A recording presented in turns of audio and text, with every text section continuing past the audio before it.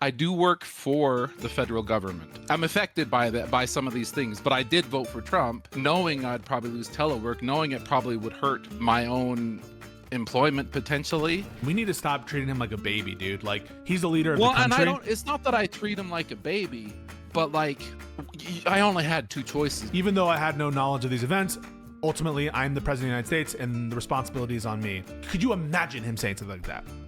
You're totally fair, and I'm not even. And the thing is, like, Sorry, can you answer that? like I'm. Can you imagine? Can you imagine if it was 5,000 per day over a 7-day period, or hit 8,500? Can you please not in a grok single while day? you're with me? It's fine. You're right. No, but you're right. But redefining gender, like gender's traditional like stuff and that. You know, I mean, and that's that's a whole other I'm thing. not trying to say like I'm totally against. Like, yeah, you haven't really got into that. On your What is a channel, so I woman? What is a shouldn't woman? bring that up. What is a woman? Hey folks, please like, comment, and subscribe.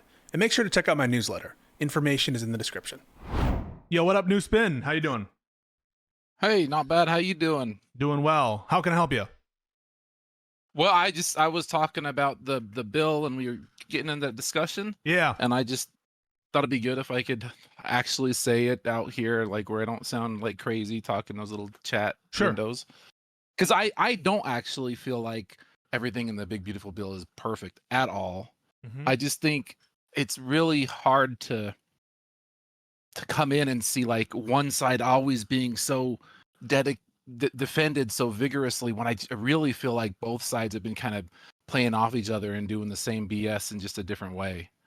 And that's like my big issue. Like I was just talking in the chat, you know, like I would have, when the Ukraine war happened, for example, if we would have just gone in like day one when the attack happened and just like shut it down, we would have saved lives and dollars, and I think it would have been much better. But instead, it was used to like just funneling all this American taxpayer dollars that basically ended up going to the rich people to make them richer, and that's a debt that we're going to be paying off for, you know, generations or whatever. Well, and I feel like this is just all more of the same. Can we take this one by one? So why don't we start first with the big beautiful sure. bill, and then I'll take the comment about Ukraine, and then we'll look overall about the both sides kind of thing. So let's start with the big beautiful bill. Yep. Do you support this bill? Would you vote for it if you were in Congress? I personally, well, and let me also clarify one thing too. And this is like, I can't represent anybody. I'm just my own person. I do work for the federal government, and that, okay. So like, I'm affected by some of these things, but I did vote for Trump, knowing I'd probably lose telework, knowing it probably would hurt my own employment potentially. But I felt like for me, like the border was like a massive problem. I don't really agree with the some of the education trans stuff. Don't need to get into that too much. You know, just like and I do blame ultimately Biden's poor leadership for the wars. Okay. And so those reasons were why I voted for Trump, not economic like a lot of people say. Okay. And that being said, I definitely feel like there is a massive problem with spending in the government, and I don't really feel like Elon was the one to solve it, but I also don't know how to solve it. Because like when you're a federal employee and they want to like fire people, there's like a very specific order that you have to get fired, and yeah, your merit plays into some of that. But so much of it is just like, you can't just pick like, here's the bad performer, let's fire that person. It's like you got to counsel them for like a year, write them up, and you know what I mean. And you can't just like single out the bad, because like where I work, there's days I work on a team of like 25 people. I am literally 25% of the entire production for my entire team of 25 people, which means like they're doing 4%, while I'm doing, on average, while I'm doing 25%. Or maybe even 3%, I guess, actually, technically. Which just means there's like this massive problem of people that are underperforming. And it is a massive problem, but I don't know how to solve it. And so, but I do like the goals, right? Like that's why I do generally support Trump, is because his goals are goals I agree with. But I don't really agree with his approach. I don't really believe the Alien Enemies Act is being used valid, for example, but I do support deporting people. And I don't care about asylum claims unless it's like a really extreme, unique situation. But of course, the argument is that they need to have the opportunity to give that argument. But I feel like there's too many people here for it to be reasonable to wait 5 years to give everyone that argument. And so you need to make some blanket rules now and then try to filter it down to where you have less people. I'm sorry, I'm still like going off on like five. Well, different yeah, I topics mean, at like, once, so listen, I appreciate apologize. it, and there's a lot here to talk about, and I am very happy that you called, because I want to talk to more Trump supporters who are like not poisoned by the that kind of like streamer mode where they're like playing to an audience or something, and where it's just like a Trump supporter who wants to talk about their rationales. I think it's important though to stick to one thing at a time, right? Hard for me to address all that. So 100%. would you or would you not vote for the big beautiful bill if you were a congressperson? No, I wouldn't. I do feel like it's too much spending overall. And so when I bring up my reasons for defending it, it's not so much that I like just blindly defend it. I agree with Elon on this one that it is too much spending, but then I was just pointing out the arguments from their side, that what they're saying, not necessarily that I think that they're all going to come to fruition. But I mean, I would much rather them like raise the minimum tax, the minimum amount you can earn before tax kicks in to like 80 grand instead of like cutting taxes for rich people. You know what I mean? Like, why would anybody who makes like less than, like, let's say 60 grand or so, like the median average, national average, why would they have to pay taxes? Basically, I think that would be a much better approach than cutting taxes. What you're talking about is a very big the top spenders. I don't know why you don't vote for Democrats then. We'll get into that, but like, so it's clear you wouldn't support this bill. You think this bill is too much money for the debt, right? That's what you just said. You agree with Elon that it's too much for the debt. You wouldn't propose it. And separately, you've said that you support more progressive tax regimes. That is, you support higher taxes on the rich versus the poor. That's a big policy. Well, no, I just that's what you just said. I in this case, yes. I personally feel like the bigger problem, rather than the taxes, is the whether it's a bigger problem or not. I mean, whether it's a bigger problem or not, I'm just saying things you just told me. You told me that the spending was out of control in this bill. You and I agree on that it's out of control. Elon agrees with that. So that I just summarized that. Then you said that if you had the choice and if we had to spend the money, you would prefer a more progressive tax scheme. I'm not talking about progressive in the sense of socially progressive. I'm saying in the classical sense. I'm saying in the classical progressive sense whereby you tax the rich more than the poor. That's all I'm doing is summarizing that is the position that you just stated to me. You're right. But I guess to clarify my position is like, I mean, they already do pay like way more taxes, right? And I also, and this is where it gets tricky. Like there's some arguments that say like if they have more money, they create more jobs and stuff. I'm not the economic expert on all that. I generally think that like if they're going to cut taxes more, then they should do it to and especially like Social Security. Like why is it like 160,000 and you stop paying Social Security? That to me, that you could easily solve the Social Security crisis by raising the cap on how much you have to pay Social Security on. Oh, and those all sound like progressive economic policies. Those all sound, right, and I am like, you're right, and I am, like I said, I voted for like other stuff, not necessarily economic stuff, like the border and wars. Yeah, for Trump, because those were the things that, like, to me, the border was honestly number one. Okay, so the wars were number two. Let's go. We don't need to get into those. Yeah, no, but I just want to say on stuff that we agree. Like we agree that this bill is bad because you're not going to vote for it because you wouldn't vote for it, right? You wouldn't vote for something that's bad, and you're not going to vote for bad stuff. And there's no there's no reason that you would vote for it. And I agree. I agree. I wouldn't have voted for it either. And even some of the stuff that like is like I watched some channel. They're talking about they're ending solar credits for individuals, but they're ending electric vehicle. They're trying to end electrical vehicles. Well, that's the difference. Like the reason I think it's because they're ending it for individuals, but they're going to allow the solar credits for companies, which would have, and if that's still in the bill, assuming it is, that would have the impact of, instead of solar companies trying to sell you solar, they're going to try leasing solar to you, and they'll give you a discount on it. But like I don't like.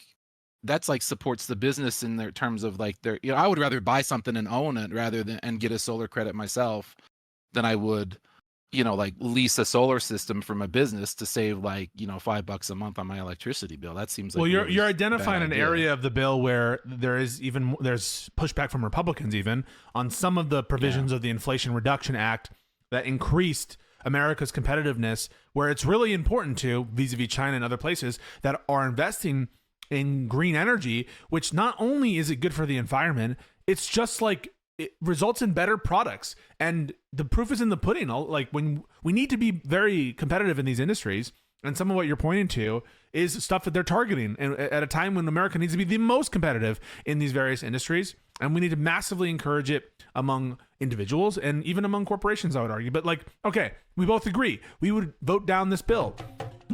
Before we get into I would. Yeah, before we get into the other things, the countervailing reasons you might have to support Trump or his administration, isn't it like Trump is pushing this hard?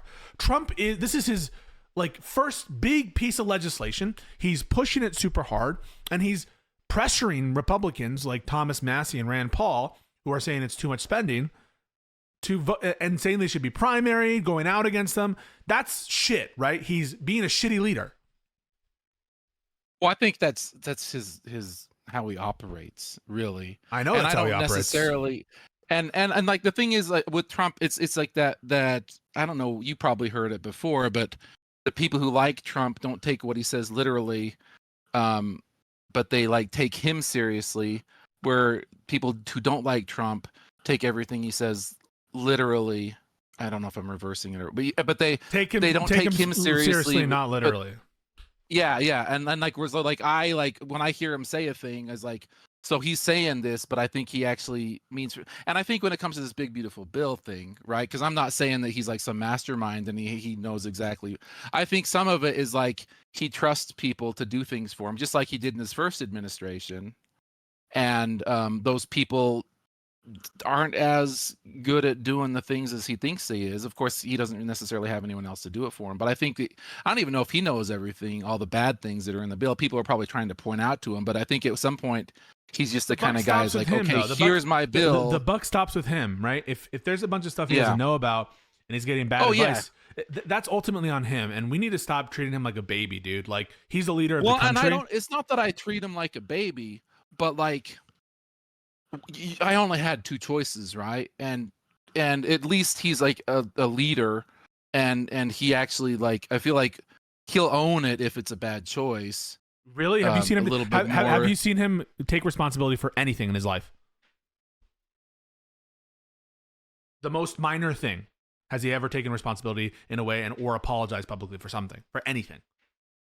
Well, I guess when I say he'll own it, you're right. You're right. Like, wait, I'm sorry. I'm not saying, have you ever seen him? I'm just asking a very direct question. Have you ever seen him take ownership or responsibility for anything or apologize publicly for anything?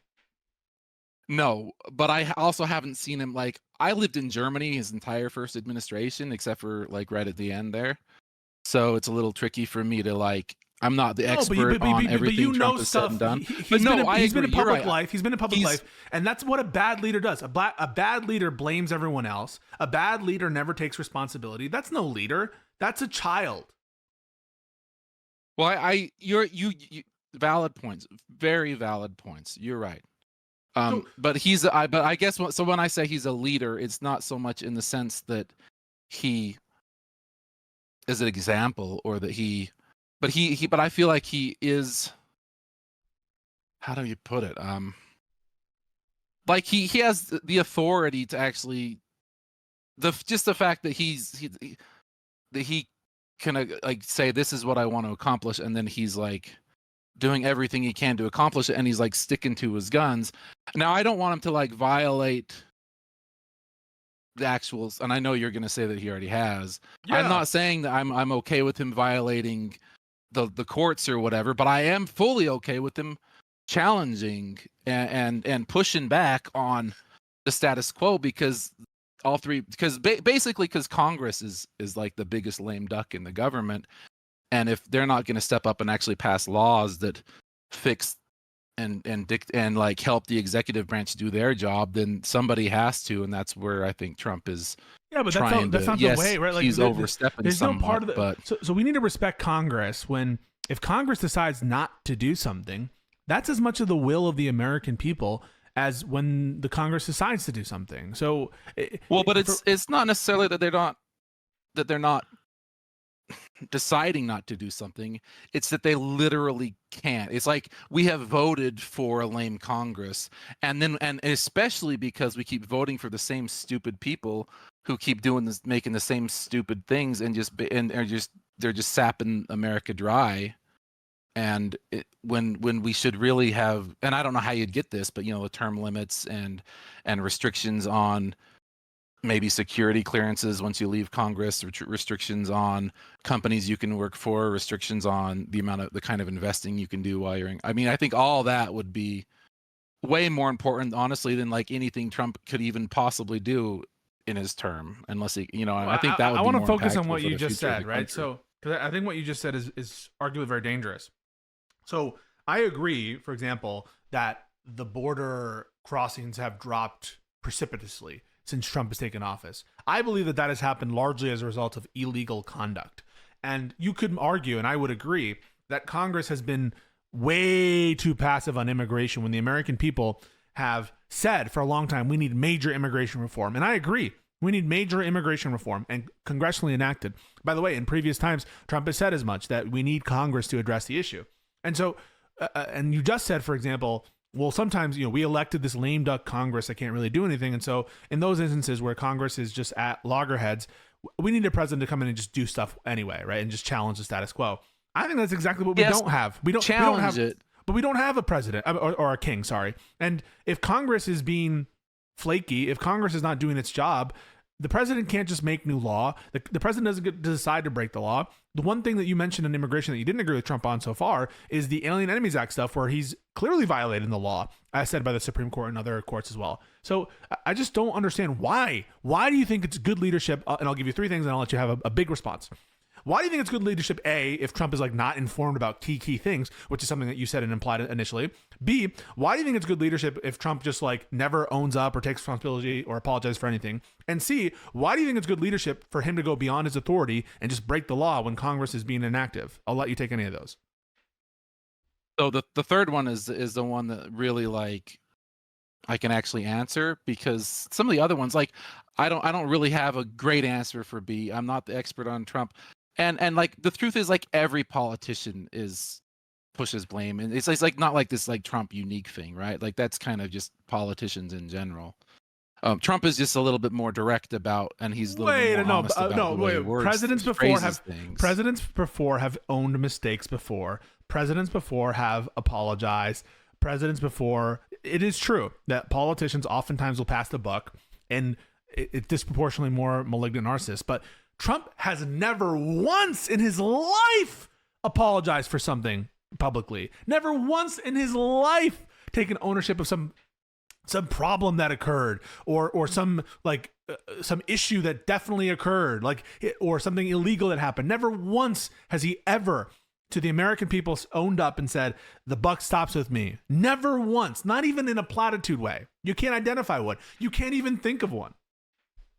Well, I don't think he believes that's effective, and I kind of agree. I don't know how effective it actually is. I mean, how often do you see people apologize on YouTube or whatever, and it just makes everything worse? Like, how often is an apology actually successful? I don't hardly think it ever is. Okay, maybe, so like, if I accept it, by the way, I think that's crazy. I think that's crazy. That it might be the case that the people are like that now, and now it's better to never apologize or something or whatever. But even put apology aside, how about just take ownership? Yeah, there was ultimately saying something like this. Could you imagine, even put aside of whether he said something, could you imagine Trump saying something like this? Even though I had no knowledge of these events, ultimately I'm the president of the United States and the responsibility is on me. Could you imagine him saying something like that? Well, you're totally fair, and I'm not even. And the thing is, like, sorry, I feel like I'm. Can you imagine? Across, can you imagine? Yeah, I'm Trump, going to. Wait, no. I feel like he. Go ahead. Can you imagine, like, Biden has said stuff like that before, where it's like, even though I had no direct knowledge of this, the buck stops with me. I am the president in chief, and so I take full responsibility. Could you even imagine that to be something Trump would say?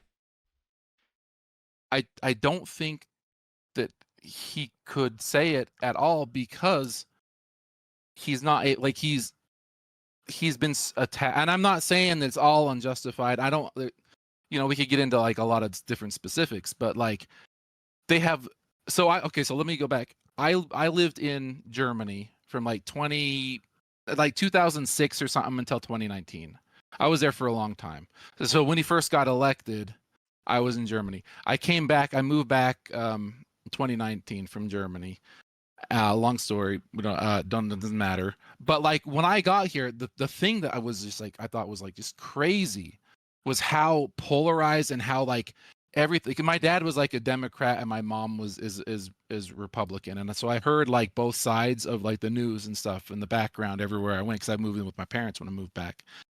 And all I heard, like I just heard like just this constant like all they wanted to do was just attack Trump with every possible thing. Like that's all I heard from like on the news constantly, and it literally hasn't stopped since I moved back here in 2019. Well, maybe it stopped a little bit when people thought maybe he wasn't going to run again, but I feel like he couldn't say that because if he were to actually like admit or say something like that, it would just be this big gotcha that the left would like capitalize on to the extent that it would do him more harm than good. And so I feel like he's been put in a position where even if he, and I'm not saying that he would do that either, because you probably are right that he wouldn't, but like even if he could, even if that is a thing he could possibly do, I don't think that he'd be allowed to do it just because of the situation that allowed. What do you mean allowed? I mean, have you ever seen because of the way that they would use that in the media or just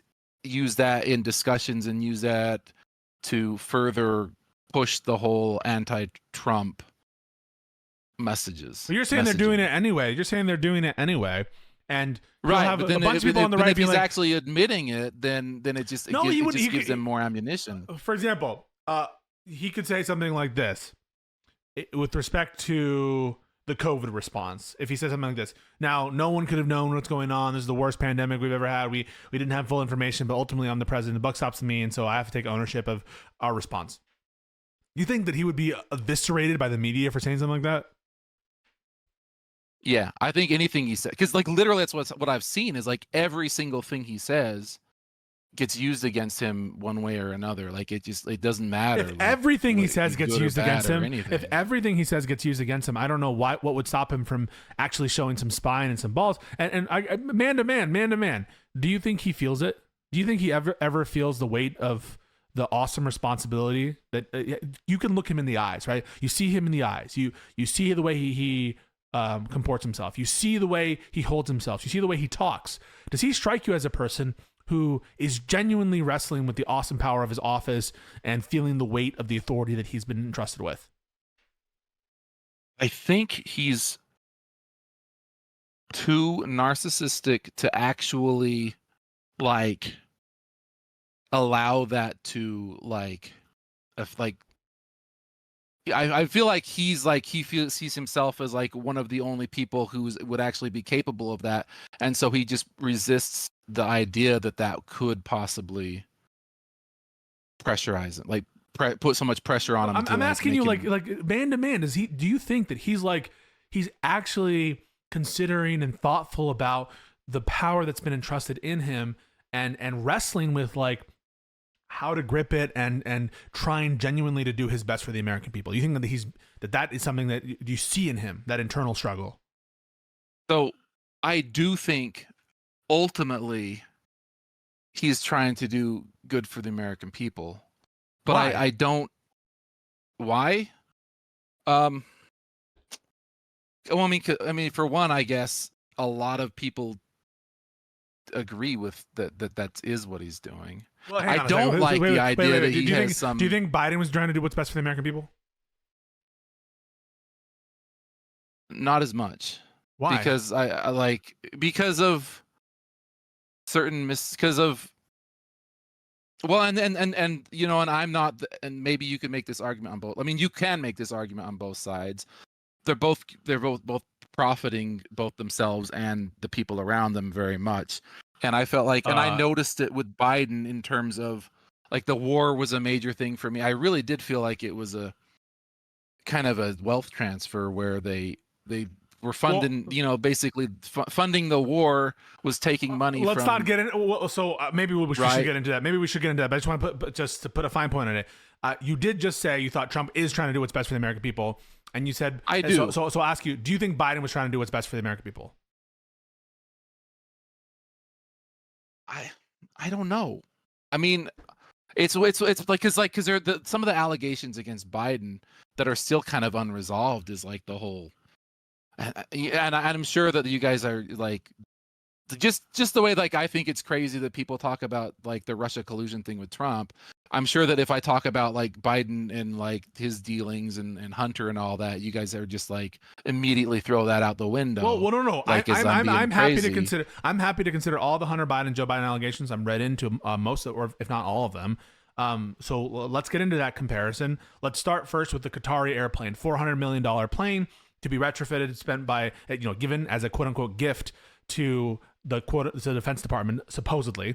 But to be retrofitted with hundreds of millions of dollars of American taxpayer money for use for like 1 or 2 years by Trump, then immediately, instead of the next president having that awesome plane that we spent monies on, it's going to be transferred to his library where he's going to start using it for himself. Well, I think some of that speculation. We don't actually know what's going to happen with the plane. It's possible though, and I'll give you that. Like I'm not trying to blindly defend everything Trump. Is it a conflict of interest? Does it look corrupt to you?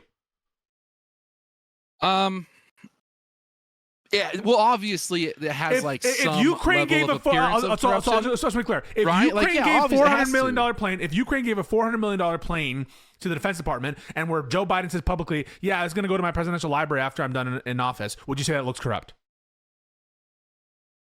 Of course, Of course. Okay. It looks so why do you say that or would you say it's likely corrupt?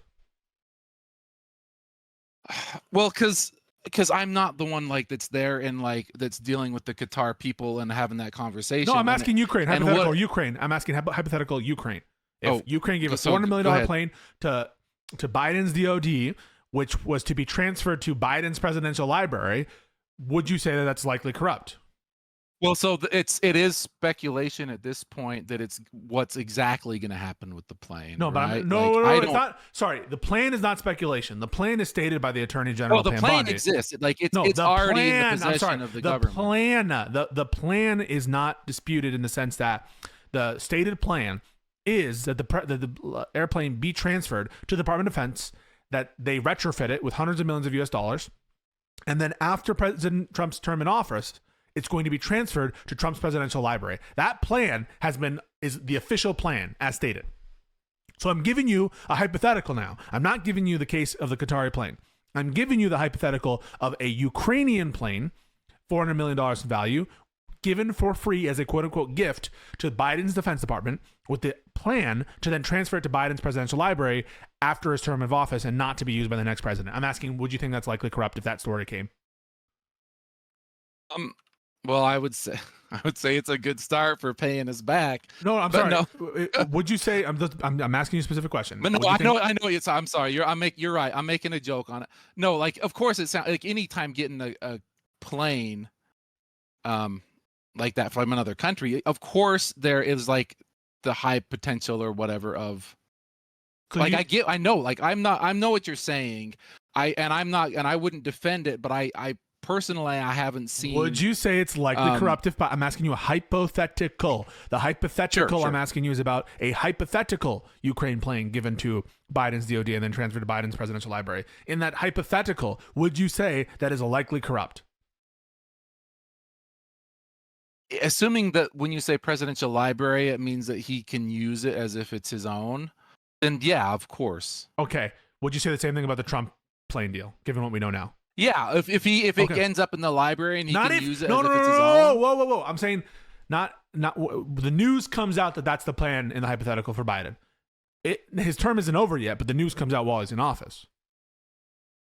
It would be corrupt if he used the unless he bought it, of course. No, stop changing the hypothetical. So no, they're not using personal funds. So in the hypothetical, it's a quote unquote gift given to the Defense Department to be transferred to Biden's presidential library, and where there's nothing restricting Biden or Trump in the hypothetical, sorry, Biden from using that plane. Yeah. Yes. Yeah. In the hypothetical you were explaining, it's telling me that would be corrupt, and if that were to happen, I would say that was wrong. Now apply. But this is pre his term ending. You would say it's likely corrupt, right? You wouldn't say we have to wait until we see what. So you wouldn't say something like we have to wait to see until Biden's term is done. You wouldn't say that, right? I'm not an expert enough on the presidential library and the limits and restrictions and et cetera on it in order to like. I mean, I'm actually, while we're talking, I'm trying to like use Grok to like look. Don't use Grok. You can just talk to me. Well, I'm just because I don't know exactly what the library, right? Like, I can tell you my understanding of the library, the presidential library is So the presidential library is technically like a government thing for sure, but why would it be transferred to the presidential library? Why would we spend hundreds of millions of dollars to retrofit a plane to be parked in a library and never used? I mean, you're right. That just like logically that doesn't make sense, and it would make more sense if they spend all that money to retrofit it, that they would keep using it as Air Force One. You're right. And I guess the argument would be like, well, like by then maybe Boeing will have the planes ready or whatever. I mean, if it was okay, so let me just be clear. If it was up to me, let's just hypothetically say that, and I don't know, I wasn't there, that the Qatar plane was like a gift, and it was like, in terms of his relationships with the country, he felt like the best choice was to accept it on behalf of the American people, which is what he says, right? Then why wouldn't? So first of all, then why is he going to Qatar to ask for a gift? Because that's the reporting, and that's what Qatar says. Well, and that I saw that yesterday. You were talking about that. I think that the way that they phrased it, like the other guy was saying it, what was it, Viva? It could be like what they say in this like public statement about the plane may not necessarily be like what they actually said in person, like, right? Like sometimes you want to put a document and put it together in a way that looks better for certain people than other people. So I don't really necessarily think that Trump went there and asked for a plane. Wait, so you don't think so? If the Trump administration approached Qatar to ask for a free plane, would you say it was corrupt? If that were to ask for a gift, like I think it would be corrupt for Trump to go someplace and like ask for. I mean, it would be corrupt for any politician to go to a country, because this is exactly what the issue with Biden, right? So it's exactly the same thing. If I'm going to say that Biden is corrupt because the Chinese government paid Hunter money that somehow made its way to Biden and his family, that's no better than Biden going to China and saying, "Hey, give me $100 million so that I'll do this stuff for." I mean, obviously, like there's the exact same thing at that point. Well, the difference is one happened and the other one didn't. So with respect to Trump, the Washington Post is reporting, as also reported by CNN and New York Times, that the Trump administration first approached Qatar this winter about acquiring the plane through a sale after the president made clear to aides that he was upset about the delays of two Boeing jets purchased during his first term for $33.9 billion. Discussions about the sale later evolved into Qatar agreeing to provide the plane as a gift, a development reported previously by CNN and the New York Times. And maybe there's something. I'm not there. Like, this is a thing where, like, without being there, it's like what you're saying. I see it. I get the logic behind it, right? Like I do, but I guess when I just kind of like, it's all about what light you want to put the actions into, right? Like, if you're already predisposed to like look at Trump in the most unfavorable light, then everything that happens, you're going to look at it that way. Which is like kind of the same for me when, or what I mean, and it's not even necessarily like I was kind of thought myself as kind of more in the middle and almost leaning a little left at some points, and not too long ago. But what's stopping you from calling this corrupt? I mean, what's stopping you from calling this corrupt? Because I wasn't there, and I can. So, like, let's say because you yourself weren't physically there in the negotiations. That's what's stopping you. Of kind of like, I just want to be clear about what you're saying. So, are you saying that you weren't there, as in because you weren't physically there or involved in the discussions? That's what's stopping you. You don't mean that. Not exactly that, but it's like it's kind of like the burden of proof kind of scenario, right? Like I watch a lot of legal YouTuber. Like I found you because of some of your other appearances with other lawyers that I had already watched that are more right leaning. And it's kind of like for me, it wouldn't be enough to like, if it was a court, like based on what I've heard, I couldn't say guilty, right? Like it's not like beyond a reasonable doubt. It's not even 51%, right? Like I guess that's for me. I know, it's but like, I understand that, and I'm not saying beyond a reasonable doubt like right now either. We would need to know more facts, right? Like even I'm saying, that like I would want to have more facts before I voted to convict. I would want to know the times of things. I would want to know more specifics. And so I'm not asking to apply a beyond reasonable doubt standard right at this second. But you just said something which was, well, I wasn't there. You said, well, even a more likely than not argument I'd have a hard time with, right? Like that's kind of my threshold, right? Like, so let's say maybe I'm at like 48% right now, but that 48% is still like below, I understand, but it's part of the rationale. 51%. It's part of the rationale. Well, you weren't there. You just said like, well, I wasn't there. Not that I wasn't there, but like, well, but in some way, right? Like I feel like there's a lot of. I mean, I don't know how. The best way I could explain it would be going into probably way beyond the scope, like I feel like there's a lot of like a really popular trend right now, just globally in all sorts of contexts, is to like attribute, like to like kind of project or attribute, like look at like what you see and project a lot of like whether it's like a cultural movement or just people like to project whatever they think about a person. I know, but I'm giving you like base facts, right? I'm giving you base facts. So Qatar just gives a plane, right? We know, dude, you have been a human being for an X amount of time, and you understand that when a country like Qatar, who has invested millions of dollars abroad, they've invested in having the FIFA World Cup there, that when they give a gift, it's not free in that sense, right? Like it's free in the sense that we're not quote unquote paying money for it, but there's an expectation behind it, right? You understand that. I follow that. And so when they give a gift to America, supposedly, right, ostensibly, that's a fact. Yeah. I'm not imposing anything on that. Everyone agrees that that's the nature of what occurred, that it was a $400 million plane gift to ostensibly Defense Department. I'm not imposing any kind of change based on my view on that. It is stated by Pam Bondi and members of the administration that the plan is to retrofit that plane, to check it for bugs, all that stuff, and to make it usable as Air Force One, and for it to be in service for like 1 to 2 years. That's not me imposing anything. That's not me adding any spin to it. I'll give you all that. Yeah. And then they're going to transfer it to the Trump Presidential Library. And my question for you is like, and that's not spin, right? And so my question for you is like, where's the spin that where I am trying to force you to take a negative, interpretation of what's going on? What is your interpretation of that? You're right. Is your interpretation that all above board, everything's fine, everything's cool? I had time to like give you the actual answer of what I actually think. Yeah. So because sometimes it just takes me a minute to kind of sort through my thoughts. Sure. So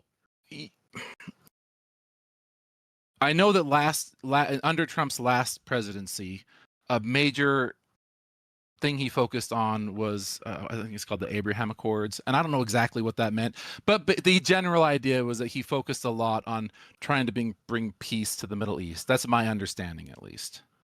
Right. He had agreements with like Morocco, a few other countries. I think Bahrain was one such country that normalized relations with Israel. They weren't at war. If we're just kind of looking at it as a generalized purpose, is I think he feels like there's things in the middle, whether it's related to Israel being his friend or whether it's related to Iran being an enemy or whatever.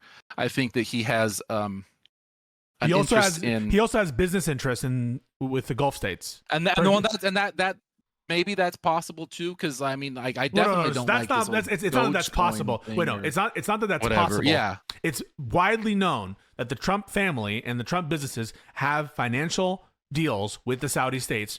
Jared Kushner, in fact, was managing a $2 billion wealth fund from literally the Saudi royal family in the United States, and they have additional business ties. That is not disputed. Okay.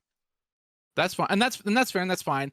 I guess the only leg that I have to stand on, and you may and you probably won't believe or like agree or believe it, but like there is a hypothetical situation where he takes the plane for as a gift from Qatar, and rather than it being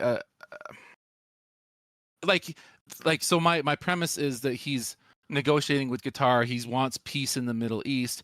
When he agrees to take the plane in exchange for something, is that something that he wants in exchange, something that would benefit him personally, or that it somehow like it's about like, is it something for him personally, or is it something for the country? Like if his main goal is to like somehow establish some kind of peaceful situation in the Middle East, which would be beneficial to the American people, I guess that's like the only argument you could make, and that's where I guess that's like the best thing I could say. Because like, what do you think's more likely? Right. What do you think's more likely, that he just pissed that he doesn't have the new plane yet? He likes this new plane. He likes the fancy plane. He wants to use it, and he wants to keep it later on after he's the president.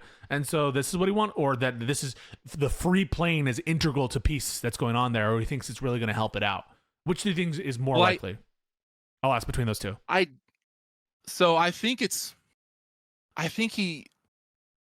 don't personally think he'll use it personally. Could it just sit in the library? I think that would suck. What do you think is more likely? That he's taking the plane because generally he's like pissed that they don't have, that Boeing is a little slow, and that he wants a new plane, and generally he wants to have a very, very nice plane, and he's heard things about this Qatari plane, he wants the plane, and he also wants to do this kind of like weird transfer to the presidential library so he can use it after his term of office. Do you think that's more likely of a scenario, or that getting a gift from Qatar is somehow he believes is integral to the peace deal or will help the peace deal? Which do you think is more likely as those two? I think he tries to double deal a lot, and I think it's probably aspects of both is the truth, the more likely situation.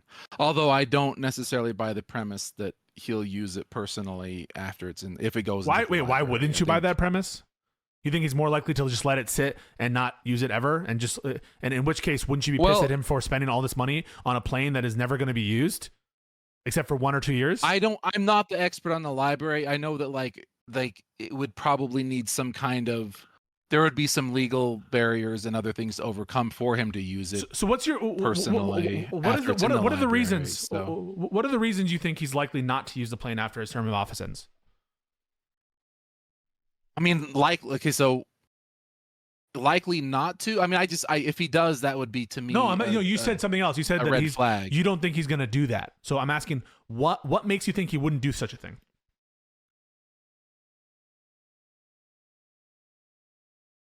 Because it's illegal. I mean, it's like not illegal. Maybe is a strong word, but like I think because Trump is he's very much hemmed in by the law, and he's not willing to do illegal stuff.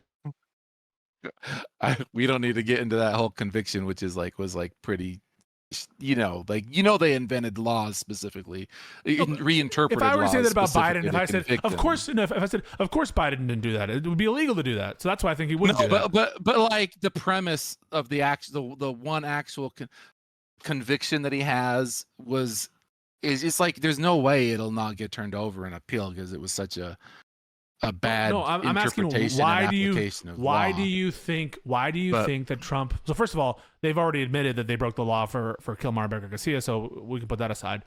But just in general, like, why do you think Trump would be unwilling to do something because he thought it was illegal? Well, I think he is more likely to try to advocate for getting away with something in an illegal way. I haven't really seen him fully break the law.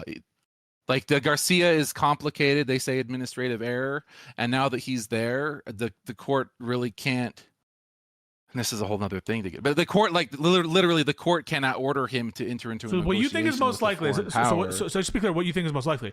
You think what's most likely is Trump is doing this all so that he can have a plane for 1-2 years, this special plane. And he's charging the American people hundreds of millions of dollars to retrofit a plane where he intends only to use it for 1-2 years. And that is what you think the best interpretation. I think the more realistic. So like, let's say it's going to go in the library. I think that if he was going to start using it for his personal use, he'd probably end up having to pay for it somehow. But he'd probably also pay he'd probably pay more like the 400 million that it took to buy it and not include the upcharges for all the security and stuff they're retrofitting it with now. I think that's a very possible scenario. I don't think you do think he's planning to use it. He's just planning to pay for it later? I think there's a scenario where he could use it. I'm asking, what do you think is most likely? Do you think he's planning to use it or not planning to use it? I think he's hoping to use it. Yeah. But I don't think he's going to I don't think he's literally going to break the law to use it. I think he'll find some way to technically not be breaking the law. I'm not saying he's like an amazing moral I don't think he's a good like role model, but I do think that he's. So you think he's hoping to use it, and how would he be able to use it in a personal way? I don't think he shut the door to the possibility that he might. Me neither. I don't think he shut the door either. I think he's planning to do that. Also, I'm not like at the point where. And do you think he's planning to pay for it or planning not to pay for it? I don't think he wants to, but I think there'll be hurdles if it goes into the library, the way that the library works with my very limited understanding. I think there will be some hurdles they'll have to cross, and maybe one of the best ways to cross those hurdles would be for him to pay for it. And I've heard that he's made like a lot of money even since he's been president. So it might be worth it for him to... Before we go back to policy and stuff, I just want to summarize your position on this. You actually do think that Trump is planning to get this plane as a gift, planning to get the American people to spend hundreds of millions of dollars to retrofit it. He does hope to use it, and he does hope not to pay for it. I think he's hoping to use it, planning to use it. I mean, you're kind of splitting hairs. I think it's a thing that is within his realm of possible options, but I think it's also like within his realm of possible options that if the Boeing planes still aren't ready, that maybe it doesn't go into the library and the next president uses it. I mean, I would rather he cancels the contracts with Boeing if he's going to. What would it take for you to, if he starts using it privately, would you say he's corrupt? It would. I mean, I'd have to look at because I try to go very. So you're telling me, even if he had some way to justify it where it wasn't deemed illegal, and then you gotta like justify it, because like I'm not gonna condemn somebody who isn't actually even if I don't agree with it. Okay, so Biden, you don't have any evidence that Biden is corrupt, correct? Correct. So you don't think Biden is corrupt? I don't have any. I've seen like little clips and stuff of like Congress people talking about bank accounts that link together and stuff, but I don't have that evidence, and I don't necessarily know that it's like fully there. I do think it's likely, but no, you're right. And I also the election. Wait, did you say you think it's likely Biden was corrupt? I think it's likely. Do you think it's likely Trump is corrupt? Do you think it's likely Trump is corrupt? I mean, on some level, I think all politicians are corrupt on some level. Wait, no. So is that a yes? On some level, I think. I mean, is there something stopping you from saying yes? Been... Is there something from stopping you from saying yes? So you're very easy to say yes. He's likely. No. So Biden. What's stopping you? I think every president in my lifetime has been corrupt on some level, to be clear. Like, well, maybe not my whole lifetime, because I was too young to know about like Reagan and Clinton. I honestly don't know. And Bush Senior, I don't really know. But Clinton was definitely corrupt. But just I mean, I basically think that just kind of goes almost along with the territory. So it's almost like always choosing the lesser of two evils. Well okay, so I want to just be very clear. Do you think Trump is likely corrupt? On some level, just like every other president. Is there something stopping you from saying yes? But you said very quickly yes to Biden. Well, yeah, I mean, yes, on some level, he is in some ways corrupt, just like every other president that has ever existed. Probably, that I know of. And so before when you had said that, as between Trump and Biden. Sorry, I have a raid from Strader Raid. This is gonna last like 25 seconds. Just give me 1 second, okay? No, Strader Raid, thank you very, very, very much for the raid, Strader Raid. Guys, this is Aaron or Strader Raid. You should follow her on Twitch. Can we get a shout out to Strader Raid _? This is Twitch, and the Twitch name is Strader Raid. And I think she's gonna join us on Live and Learn. She's very liberal. She loves Joe Biden. She's a big fan of Barack Obama. She likes Pelosi and Chuck Schumer most of all. So that's Strader Raid, the most liberal of the streamers. Very, very liberal. Thank you, Shred Raid, for your liberal raid. Appreciate it. Where were we? Yeah. So before we were talking about Biden and Trump, you had suggested to me that you thought Trump was actually doing things in the interest of American, and you weren't. You said you weren't sure for Biden, and the reason for that is you thought that Biden was more focused on his own interests versus Trump. And so now, coming back to that question, is there a way to distinguish Biden and Trump versus who you think is doing, what they think is in the genuine best interest for the American people? Well, I know exactly what you're saying, and I know the contradiction you're pointing out, and I get it, and you're not fully wrong. I feel like, because I said that I feel like pretty much every president has been corrupt on some level. It's a matter of like magnitude, and I feel like even though all these presidents have been corrupt, there's like scales of like, were they trying to help the American people while being corrupt or not? And I guess like with Biden, the way this is maybe one of those things that left people think is like crazy, but the whole like the way we were moving towards like so much, like I don't want to be in a situation in my life in the future where like the idea of equity has gone so far that like I'm living on rations, and the top 2% of Americans, or the top 2% of the globe, because we like move into some kind of global political system, is like living it up and has unlimited resources. Yeah, that's Trump, kind of the yeah. that's But kind of where I felt like why'd you Biden vote was for Trump? taking Like Trump is best friends with some of these like very sketchy billionaires. On the other hand, Biden was like, he was fighting monopolies. He had pro-labor FTC, pro-labor NLRB that were fighting like literally monopolistic pressures. We had Lena Khan in as FTC chair or head of the FTC, and he was instituting policies to rein in crypto. And now Trump is like, selling his Trump coin to the highest bidder. He's trying to undermine the independence of the Federal Reserve. It's open season for billionaires to be corrupt. He's basically broken the arms of the Consumer Financial Protection Bureau, which was helping prevent people from being scammed, oftentimes by large financial institutions. He is stopping a lot of these monopoly litigations against big corporations. He's passing tax cuts, which you're against, in the sense that you're against the big bill, which is disproportionately helping the rich and the elite. He has surrounded himself with all of these elitists. At the very least, you can see the bureaucrats in the Biden administration. A lot of them were just jobbers and institutional bureaucrats. They weren't these massive billionaires. You have like Scott Bessent, who's like, I think former Goldman Sachs, all these like very rich elite people, including Elon Musk in his administration, a lot of advisors from like the elites. And then, I think he has even, who's this? Steve Witkoff is this a negotiator in the Middle East. Witkoff himself has massive deals in the Gulf of, in the Gulf states and in the Persian Gulf states as well. So what we're talking about here, like Trump is massively pro-elite.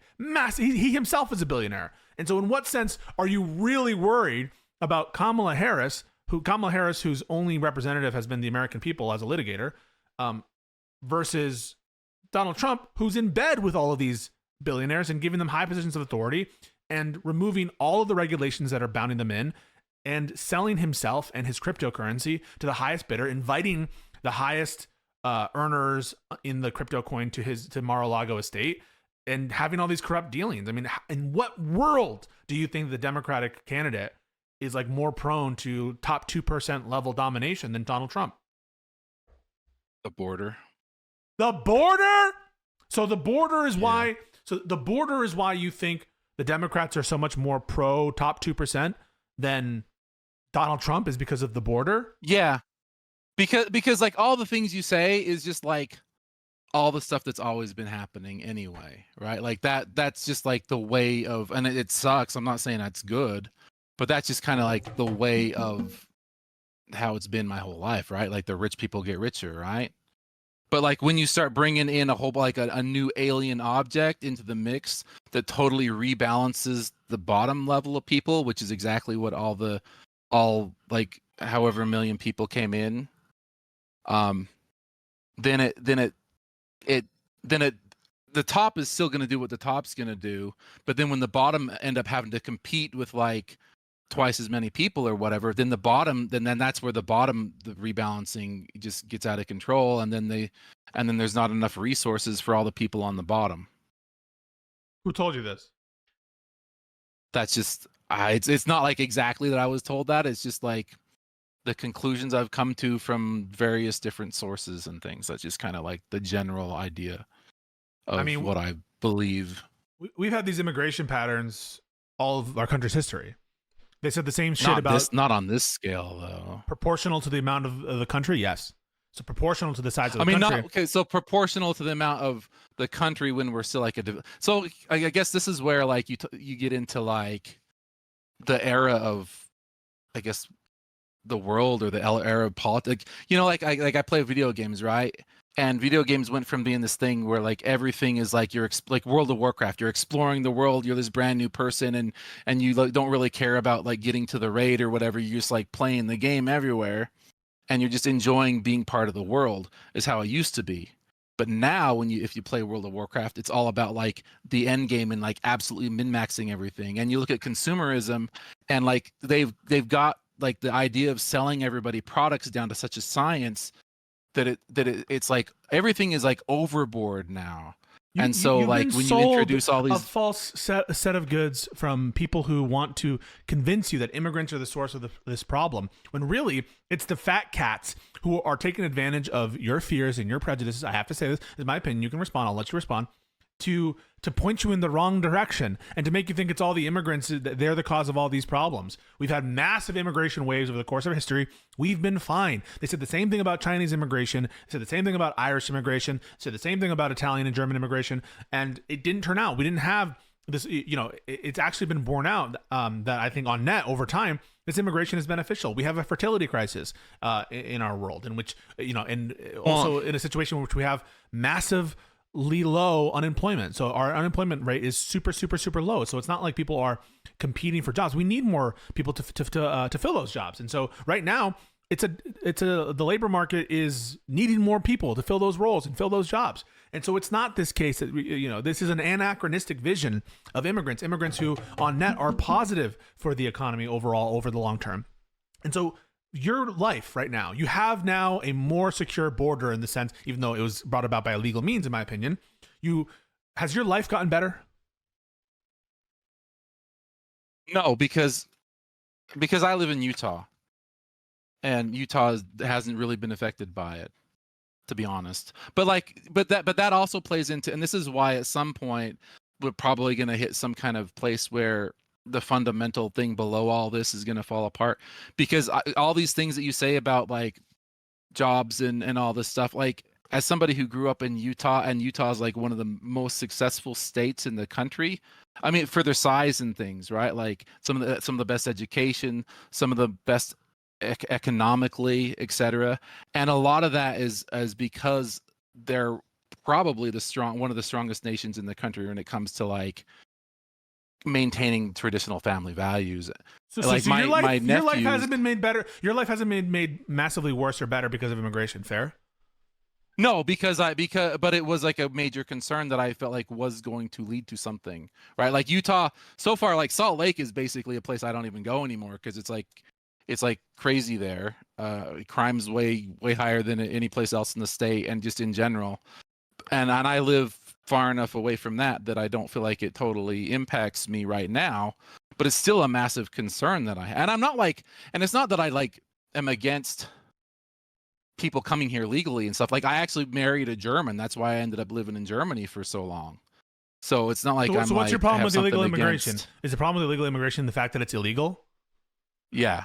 Well, then 100%. So then what isn't a bigger issue the government doing illegal things? Like on the one hand, I understand, yeah, it's a problem when people cross the border illegally. I agree. That's a problem. It's a problem because we should respect the laws of the country. So I 100% agree with you on that. But isn't it a bigger problem when the government starts doing illegal stuff? If your problem is illegality, surely that concern is raised when the government is doing a bunch of illegal stuff, even if it's for immigration purposes. Just because someone does something illegal, let's say that there's a criminal defendant or something who does something illegal, it doesn't justify doing something illegal in response. And that's what the administration has been doing. They've been like suspending asylum. They've been like doing these illegal renditions of people in violation of court orders.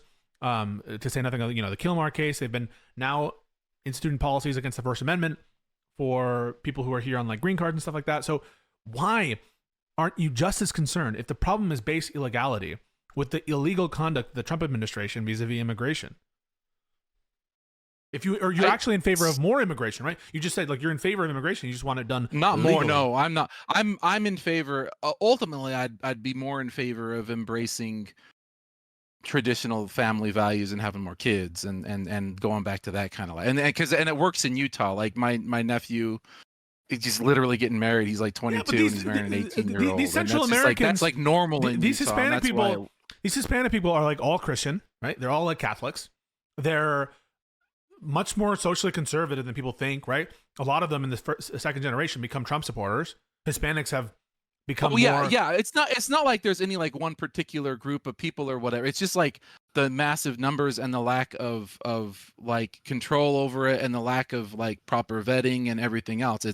It's not like there's any like one particular group of people that is coming here and I'm like, no, like these people shouldn't come here, anything like that. It's just like the matter of like just that it hasn't been like, it wasn't a decision that we made. And this is like kind of one of my biggest problems with the whole last administration is that it's not about making decisions, it's about like letting decisions happen to you.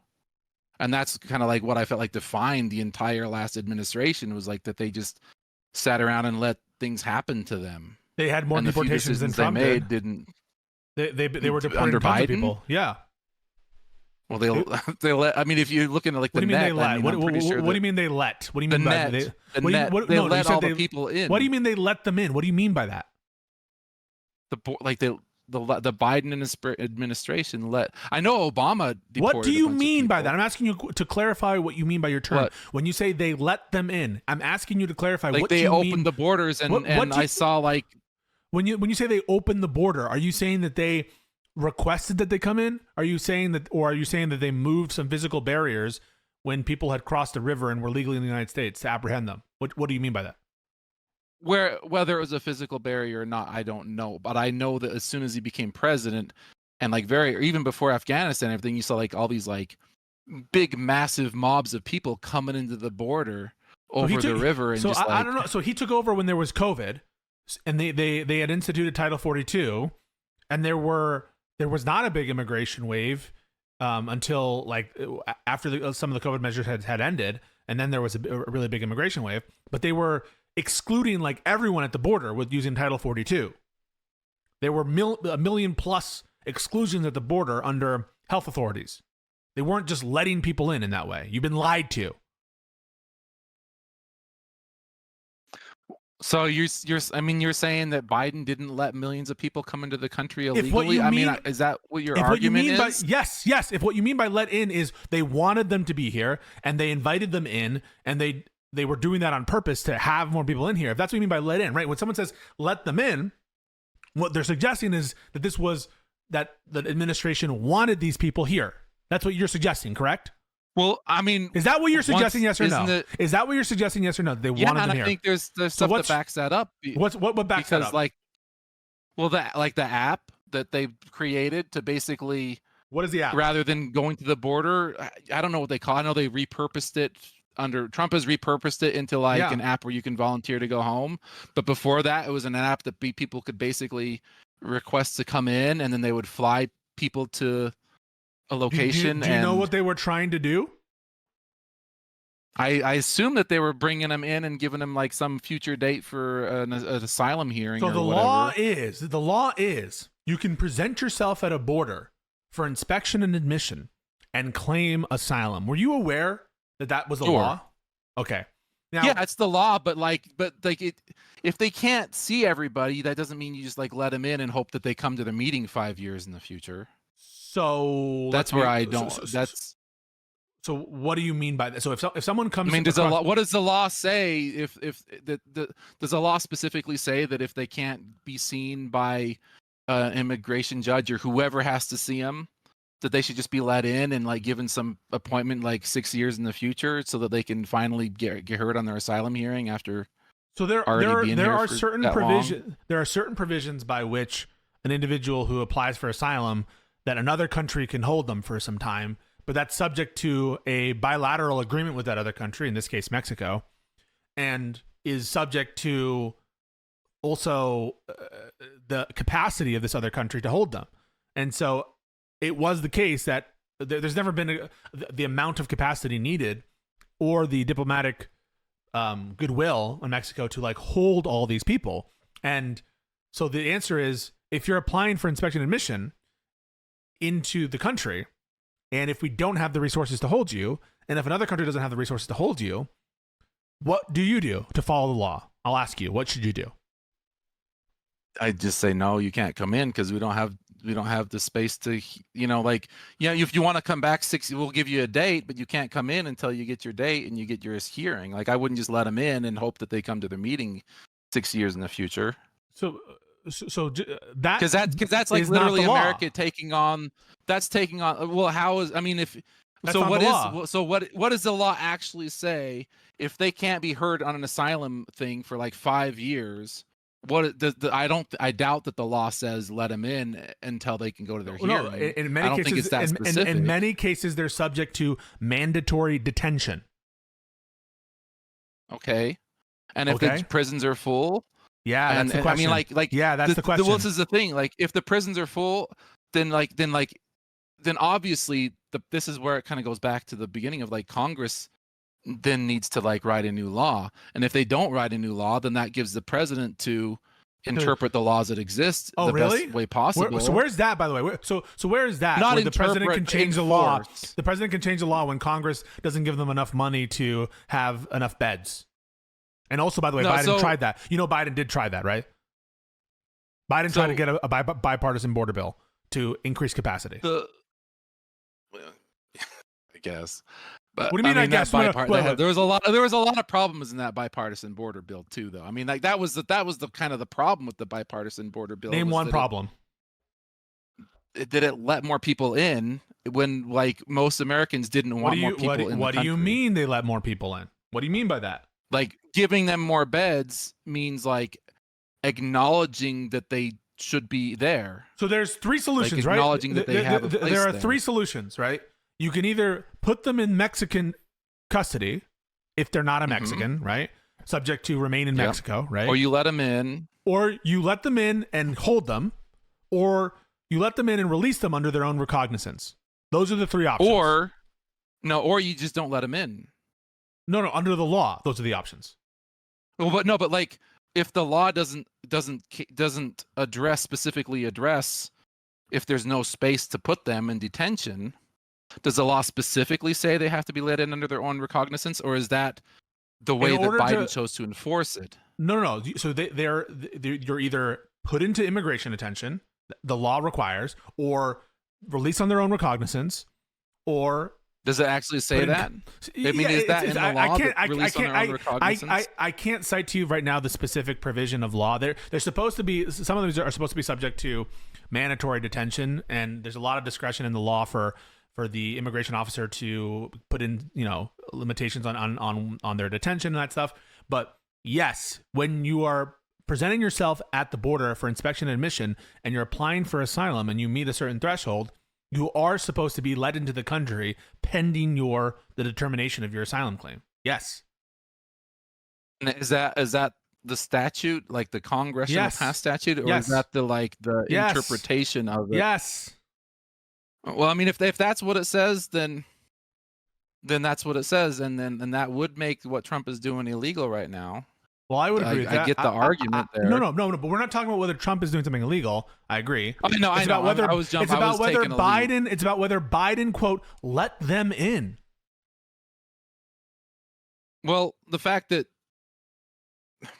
I get your argument, right? And this is where, like, if the law actually says that you have to let them in, and that Mexico doesn't have space for them at the border, and there aren't enough beds to detain him, and so then then if the law actually says you have to let them in, then I get what you're saying, like, right? Then obviously, like, but like, I just, to me, and this is without me reading the law, and if that's actually what it says, it's like, to me, that's like a massive problem, and because it really does put America at risk because I don't, because like that means we have a lot of people who aren't really fully vetted that are being let into the country, and to me that's like a major security concern.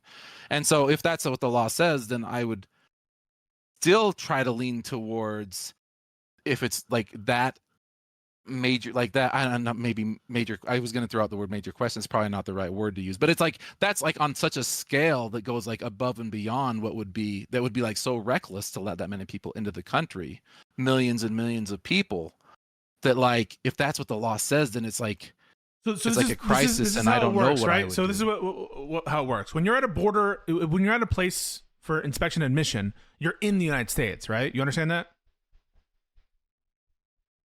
Yeah, I get that technically. Yes. Okay. Yeah. You can be, now when you're in that place, there are procedures to like push you out quickly. Okay. When you're right at that place, to push you out quickly. But once you're in the country, right? Once you're inside of the country, there are limits. What you're saying. Yeah. Okay. So when you're inside the country and you're claiming asylum, to push you out, you're given procedures. All right. So when you're already you're at saying the that border like they don't have the authority to just kick him out of the country, and if they don't have the bed for him, and they don't have another country to ship him off to that has an agreement, then you can't just push him out. Then it's like, what do you do with it? I get the logic of it, right. But that's where, and this is where I guess if I just had to say my stance, and if this goes against the law, then like to me that's like a major problem. But like I don't think you can just let people in, right? Like I just don't think you can just let everybody in. Here's the thing, right? Okay, like they're already in the country. Agreed? Yes. Okay. Yeah. But then we're getting a little bit more on like the fringe. Like I know what you mean. Like, but they're not past the door yet. Like they're in the airport, but they're not out of the gate. Agreed. They're in the United States, right? Agreed. Like they're in the terminal, but yeah. And so sorry. I'm just going to be at this point. I'm going to linearize because it's getting too hard. So you agree they're in the United States, correct? Yeah, technically. Yes, that's what I mean. Technically, but like, yes. yeah. I mean, yeah, technically, but they're not like free to. They're not like on their own recognizance, right? On the inside of the United States. So to push them out, you would agree requires some authority for the government to do that. Actually, right?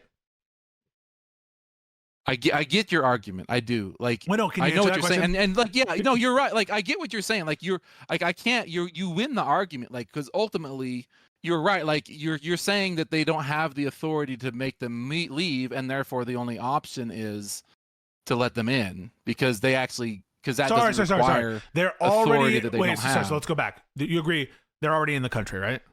Well, they're like in purgatory. Right? No, they're technically they're within in the borders. United States, right? They're not free to go when they're applying, right? Because they're under custody or they're being detained, right? So they're not free to go. Yeah. But they're in the United States. Agreed? Yeah, they're like in the United States awaiting processing for their asylum. So right. And under those conditions, the United States government needs to follow its own procedures, right? Right. And you're saying that if they can't follow the procedures that keep them in that purgatory, that they need to just let them in. No, that's not so. What I'm saying. No, sorry. When you say let them in, I know. You're trying to make a really big sticking point that like they're in the country, and I agree that they are in the physical borders of the country, but the door isn't open to them yet. Like, right? Like, and so when I say let them in, I mean like open the door and say you're released on your own recognizance within America. Right. So the government would have. And you're saying that that's the only option that they have. Right. So but I'm saying that scares me.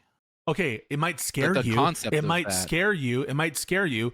At no point in the United States history have we had enough beds to subject everyone in these positions to detention. At no point in the history of the United States since the INA was established. Yeah, I mean, I follow what you're saying, but I guess at some point, if the scale gets too great, doesn't like something need to change? And whether it does or doesn't, the point where Americans feel like whether it does or doesn't. I'm going to recall you to the question. So you just said Biden quote let them in. So what they were doing with the CBP-1 app was to impose a new asylum standard for people who cross the border illegally, and to address some of the concerns of the illegal border crossings. Is to say, hey, just schedule when you're coming to the border on this app. and don't cross the border illegally. And if you don't use this app, we're going to fuck you up. That's kind of what the app was about. But otherwise, they could apply for asylum when they cross the border illegally, and they could apply for asylum when they just go and present themselves at the border. This was to alleviate crowding concerns, to alleviate trafficking concerns, and to alleviate illegal border crossings. And what you are describing it as is letting them in. These people who would otherwise have the same exact right to apply for asylum, either when they cross the border illegally or at a port of entry regularly. All this was doing was streamlining to alleviate some of your concerns, which have to do with the disordered way in which people are coming in and illegal border crossings. That's what it was for. It wasn't to, quote, encourage them to come in or to, quote, invite them in. It was to make an orderly process for claims that they have to process anyway under the law. Yeah, I follow. I follow fully. Like, I follow the logic, and really the only thing I can say about it is that, to me, it was the immigration volume had gotten so extreme that it was no longer tenable to treat it that way. Wait, sorry. Okay, but the question is, did Biden let them in? Do you still think Biden, quote, let them in? I know, I get your argument, and so you're saying, and so under everything that you laid out, assuming it's true, and you're the lawyer and I'm not, like, I get what you're saying, and under the premises you've laid out, it's correct. You're correct. Like, it's fully right. I totally get the argument from your side. Do you grant? Do you grant the premise? So, like, do you grant it that the following, right? That when Biden was implementing his CBP-1 app and his other measures, these weren't attempts to increase the amount of immigrants. It was not designed for that, and that he was not trying to invite them in, as in encouraging them to come into the country. Do you agree with that? That he wasn't trying to encourage them to come? I think by not, like, I get the argument, and like, you're right in a big sense, but I also think that once it, like, became known that it was happening, it got out of control, and he just and nothing changed, and he just wanted to scale up his operation, and at some point it's like just unreasonable. And so while I follow fully what you're saying, and I get now, I do, and this is more than I had known previously about how the process and how the laws are set up, and I totally get the argument that justifies letting them in. Like, I get how that is like a logical argument from your side. Biden did not. This was a huge political problem for Biden. His entire administration is the amount of illegal immigration that occurred. It was, I shouldn't say the entire administration, because there were months where it was subject to Title 42, and he literally was anyone who was crossing the border was immediately turned away. But the Biden administration was not trying to encourage illegal immigration and was not trying to encourage people to flood to the border, right? They weren't trying to encourage that from happening. But what you'll hear is Biden let them in, as in to say he wanted a bunch of illegal immigrants to cross the border. And that's not borne out in the facts. Biden had a large number of deportations, and Biden was trying to make it harder to apply for asylum.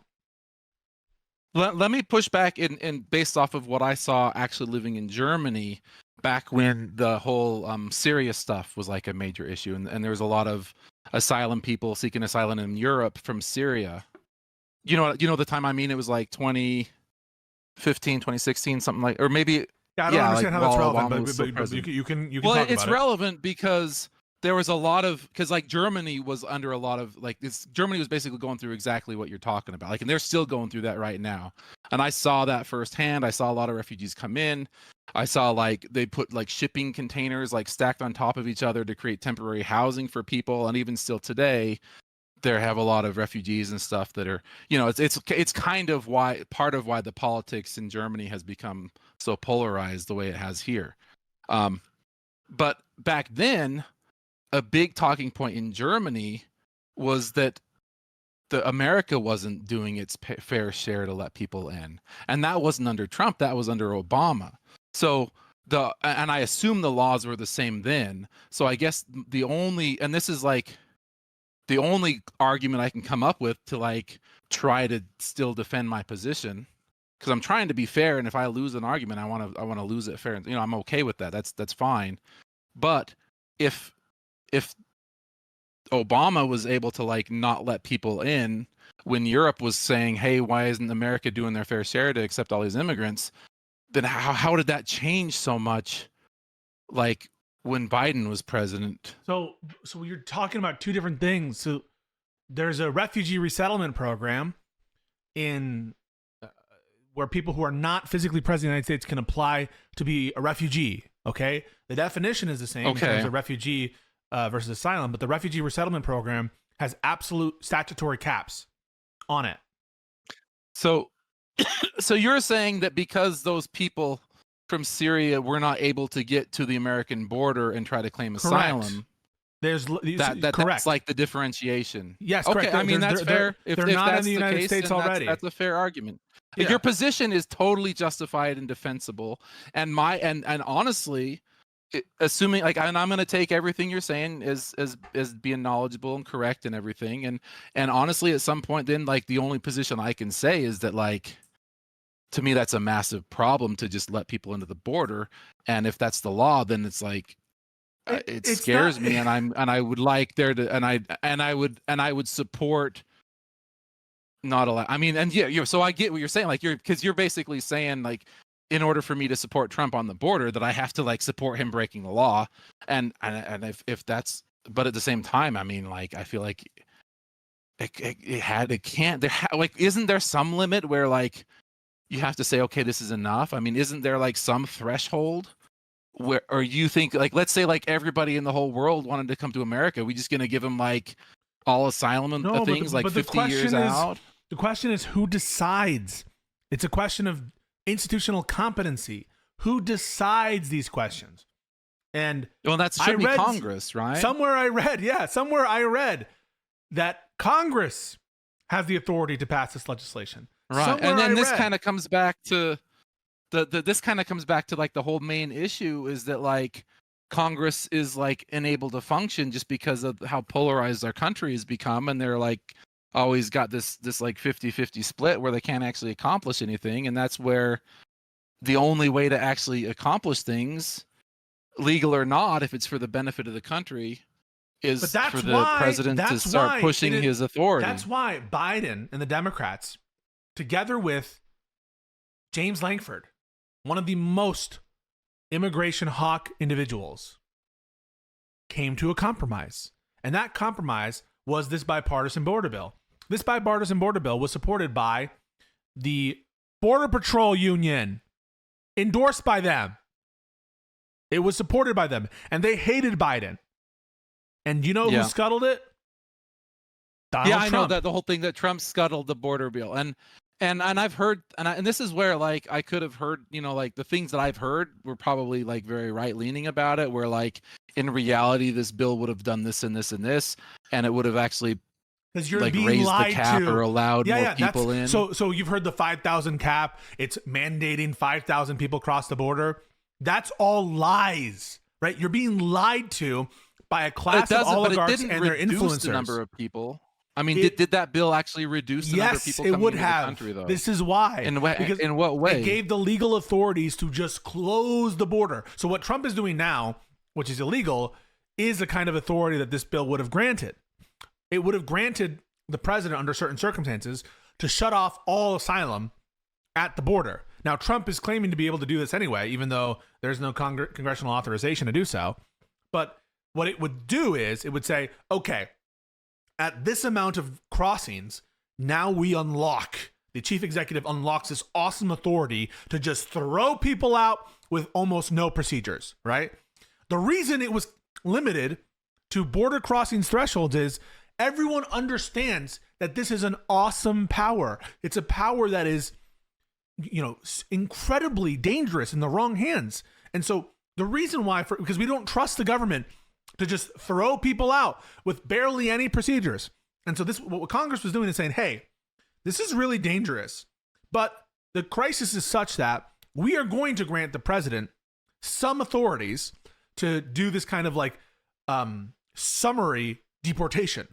Summary deportation meaning like no process, right? Like no process whatsoever, almost none.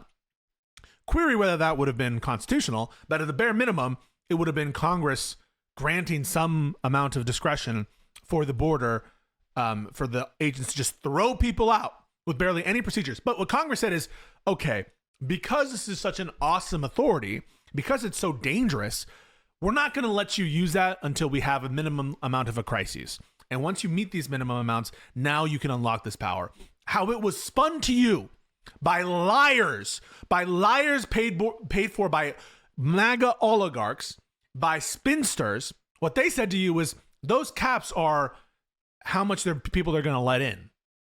And they lied to you, and they preyed on your fears, and they made you vote for Trump, who's an animal. I don't think that's fully true. I mean, like, this is, so the bill says that if the average number of migrant encounters reached 4,000 per day over a 7-day period, then they could shut down the border, and it would become mandatory if it was 5,000 per day over a 7-day period, or hit 8,500. Can you please not grok while you're with me? It's fine. You're right. No, but you're right. But like, this is roughly accurate. But just don't trust grok. But this is roughly accurate. I know. But just don't trust grok. That's why I feel like I have to mention that, because like that is like I mean, like, so to me, 4,000 a day is a lot of people. Right, like that's okay, to me. Like, so I just want to. I know what you're saying. Like, you're saying that, I want to be clear about something. So if it said, and if it's at 10,000, you can start shooting people. Would that be saying you can let 10,000 people in? Well, but we were we not getting 4,000? I'm asking you a fucking question, dude.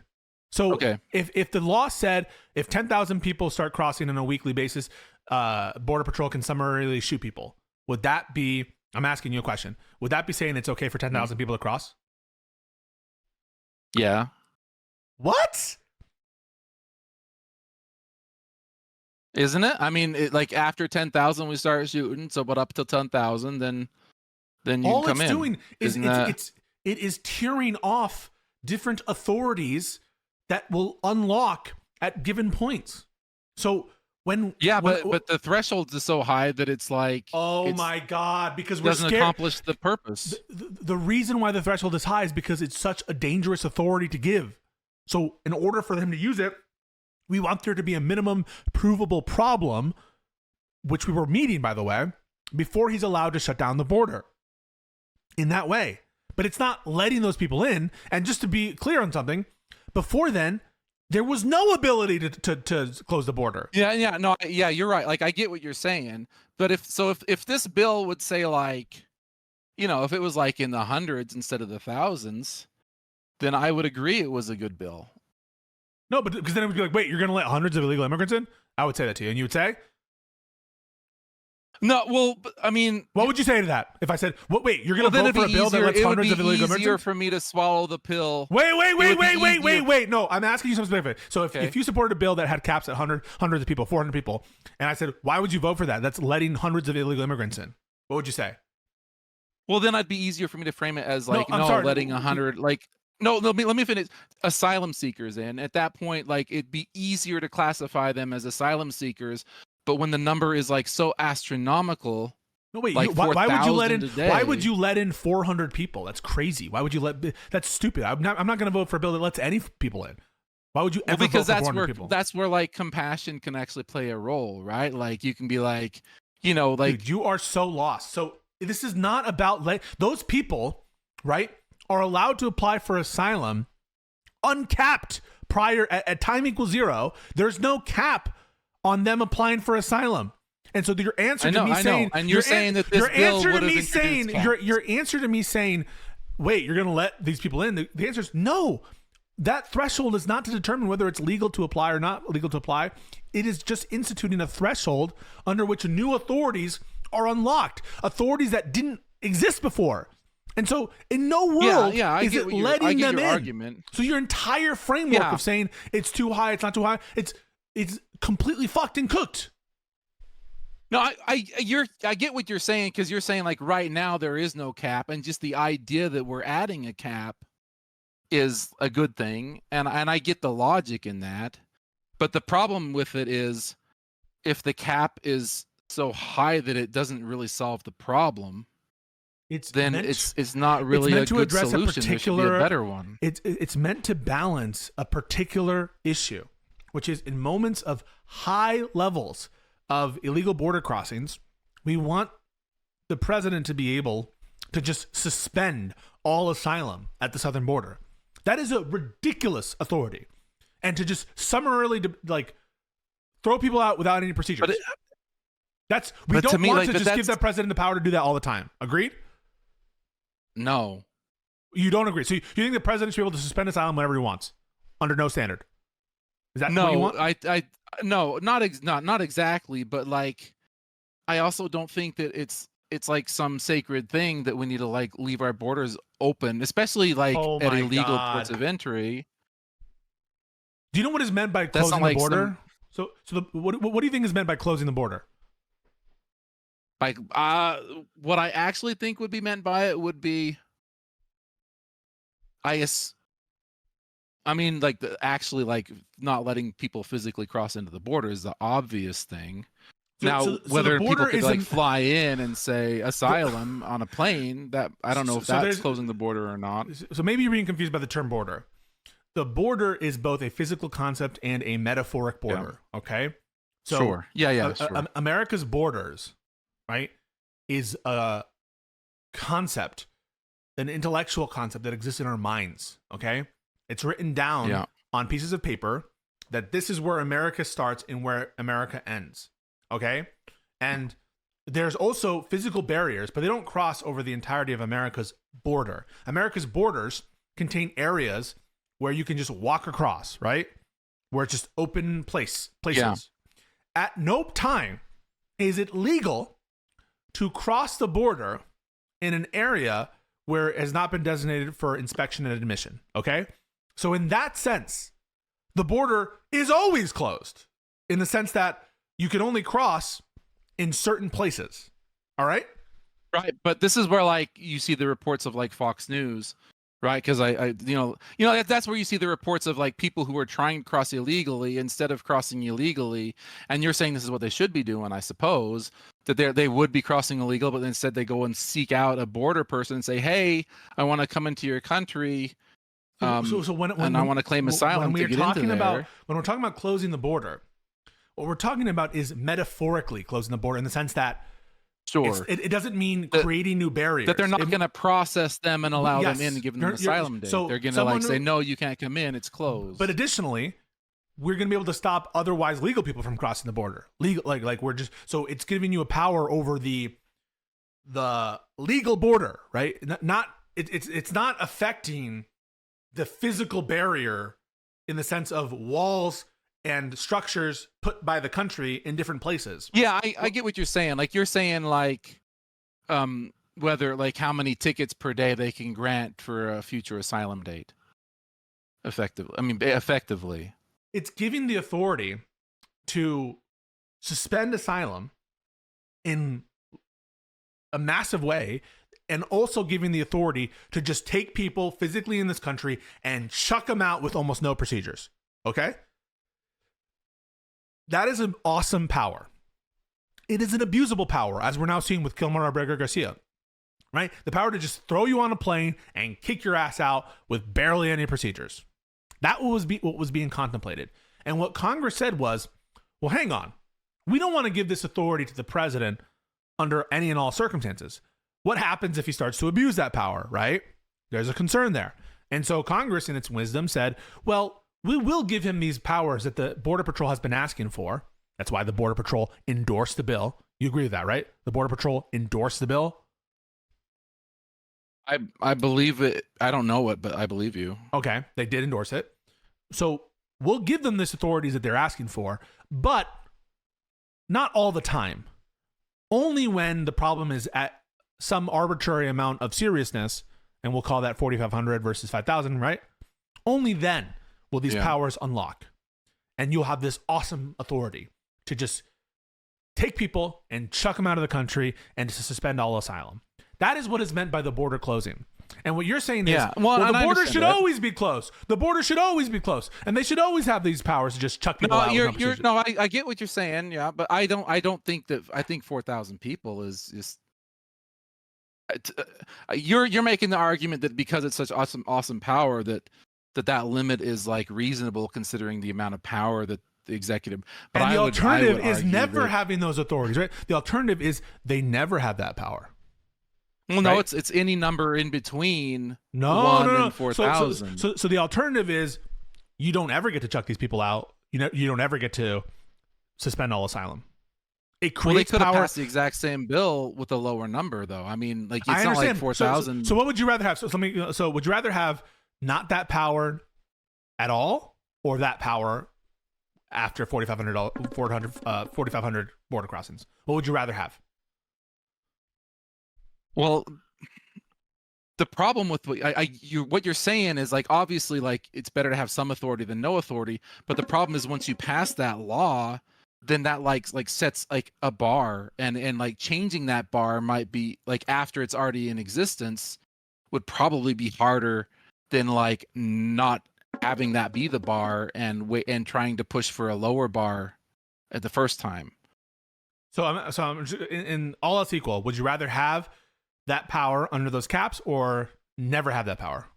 I mean, all else equal, then like it's like one of those situations where you have to take the crappy offer that you're given, but that would that have made it impossible to lower that? Like, let's say that a better number was 1,000. Yeah, why would it? Would it be easy? Well, it just seems like wouldn't it be easier once having the concept in place, just lowering the number? Wouldn't that be easier than never having to renegotiate this concept? Maybe, but to me, I would say like if the bar is that high, then I would say that it's a bad law to begin with. So I'm just asking, compared to the status quo. I'm just comparing to the status quo. If someone's concerned about the border, would you rather have all else equal? Would you rather have that border power or not have that border power? I mean, yeah. Well, and this, you're right. Like, I get the argument. Can you answer the question? No, I don't want to hear that you comprehend the argument. Right. I want to see. Right. You win. You're right. Okay. It would be better to have some authority than no authority. Like sometimes when I answer, I want to just because like if I was in Congress and it's like you can either vote for this or you can vote for nothing. Well, I was like, well, heck, this isn't good, but it's better than nothing. So I'll ask you, guess if you were in Congress and this bill were presented to you, so you either have this bill or nothing, which is what they were presented with in Congress, would you vote for it? Right. I get what I guess you'd have to, right? Would you? Would I? I mean, if I had to, I had to, right? If this was the only possible bill, if you were in the Senate, if I had to, then I would have to. If that was the only bill that I was going to get a chance to vote on, then I would vote yes on it. I'm saying yes. So I would vote. I would approve the bill because that's the only option. So that's what happened. That's actually what happened. So what actually happened was the bill was actually proposed. It was written and negotiated by James Lankford, and it was going to pass. And this was a precondition because the Republicans had pushed for this. And thank you, Shmuel, for the memberships, Chief Justice of memberships. This was going to pass as a precondition for the foreign aid that the Democrats wanted to Ukraine and to Israel and to other places. And they wanted, but the Republicans had asked first for a border bill. And so James Lankford and other Democrats, more conservative Democrats, negotiated this bill in good faith. And it was going to pass. And then Trump scuttled it. And that's what occurred. Yeah. And you saying that in that position, you would have voted for the bill. And that's what the border. That was the Border Patrol's position, by the way. The Border Patrol said it's not perfect, but we want you to pass this. And Trump scuttled it. It's far from perfect, but yeah, I agree. I mean, and could that have and then could Trump have purposely done that to help his election, help the optics for his election? Yeah, sure. That is what happened. I'm not. I'm not. My purpose in getting into this conversation isn't fully just to like blindly defend Trump or anybody, right? Like, I don't. So you're making a valid argument. It's just that, man, it's just like everything is just bad option after bad option. You know what I mean? Like, on both sides, like, you know what I mean? Like, everything is just kind of, because like really, like all this stuff, even though like you win the arguments and stuff, like morally or however I want to phrase it, I still like the fact that Donald Trump has shut down the border, even if it's illegal. I mean, if this is one of the the only possible thing I can think of where I would actually say, yeah, even because it's such a big deal to me, that it's to me, it's such a big crisis, that I would actually say, yeah, even if it's illegal, based on the premise of what we've been talking about, then I would actually say, yeah, because it's such a, because I'm giving you, like, I'm agreeing with you because you know the law and stuff better than I do. I do watch like legal YouTubers, but I haven't studied or nothing. And this isn't the issue. I'm more you're an oath breaker. The Constitution says that the Constitution and the laws made pursuant to the Constitution shall be the supreme law of the land, and the president has an oath to uphold and execute the law of the United States. And you just said you support him breaking his oath. I don't know what is there some. I mean, but he's declared an emergency, right? And I know that there's good arguments that presidents are abusing the emergency power, right? And that's like a whole thing. I definitely agree that that's happening, and I'm not saying Trump is not immune to that. No, but to me, this is sorry. No. Is there some emergency power that you gives said Trump even if it was power? illegal? No, you sorry. So you Okay, didn't say maybe it's legal because it's right. emergency. You said even if it was illegal, I would support it because it's such a big crisis. I mean, even if it I were wouldn't illegal, want to. Is there an emergency power that does Trump have the authority under his emergency power to do what he's doing? No. You said, and that's a question. I don't actually know. Yeah. If he I did say it. You're right. You're right. I said it, and maybe I spoke too soon because ideally there would be I'm hoping that there's some emergency power that actually justifies what Trump is doing, because I think it's important and I think it's necessary. You said so ideally, no, but I'm not going to get distracted. So do you actually believe, or yeah. I'm going to give you the chance to take it back if you'd like. And I hope you would, because you're saying even if it were illegal, I mean, no, I don't really endorse breaking the law. I don't. You said you don't really, but you just did. I don't. Well, but like for example, like let me just get like for example, self-defense law exists, right? Like obviously I don't condone self-defense is legal, right? And that you're right, and and this is a thing, like I don't get into debates like this, so like you're beating me on a lot of things. I don't do this. I'm just doing my best here. I'm just like a random dude from Utah. I get it. So you're right. Like there is law that codifies self-defense. To me, like I shouldn't have spoken so quickly to say it was okay to break the law to let people. When you say you shouldn't have spoken so quickly, because do you mean that you don't mean it, or when you say you shouldn't have spoken so quickly? I mean that I would really sincerely hope that there's some kind of emergency power that would justify what Trump is doing, because I feel like it's to the point of like, because if I'm like, even if self-defense wasn't legal, I would still defend myself or like my family, right? Like, I can think of, let me give you what you want. Thankfully, it's legal. Let me but like, you, even if it wasn't legal, let me give you what you want. There are some situations in which I can say it's ethical to break the law. I can think of it, right? One such situation would be like if you're in North Korea, right? If I don't value or respect the system that brings the law about, right? I'm not going to give a fuck about Russian law, or I'm not going to give a fuck about North Korean law. So there are some systems in which the law, to me, is not a meaningful concept or a moral way to limit your conduct in this kind of system in which I don't respect it. The American law is not like that. And so in the presence of a system that I do respect and where I do think that the results should largely be respected, I can even think of scenarios in which it would be okay for individuals to break the law. Let's say looting in the situation in which otherwise you would die after a hurricane. Maybe I could justify it then. Yeah, like Jean Valjean kind of thing. Yeah, I mean, not even Jean Valjean, but in some desperate things, yeah. I can think about it for U.S. citizens to do that. For the government to break the law, you're going to have to show me some societal spanning, that's fair. That's a really fair point. Yeah, on an individual level, it's a lot easier to justify than on, because even like speech laws and everything, it's always supposed to favor the people. But that's also where this gets a little complicated, though, because we're not the people on the border.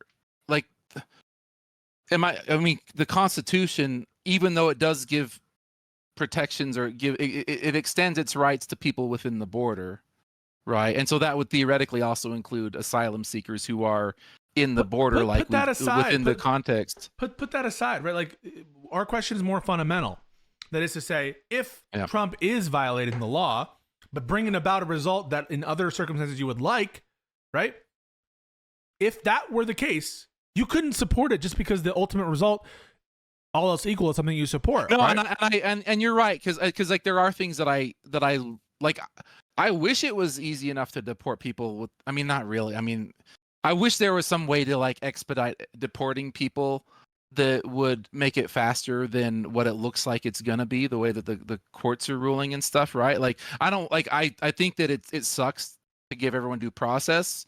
And so and like a lot of like the farther right people would like literally not even want, they just want people to just be gone, right?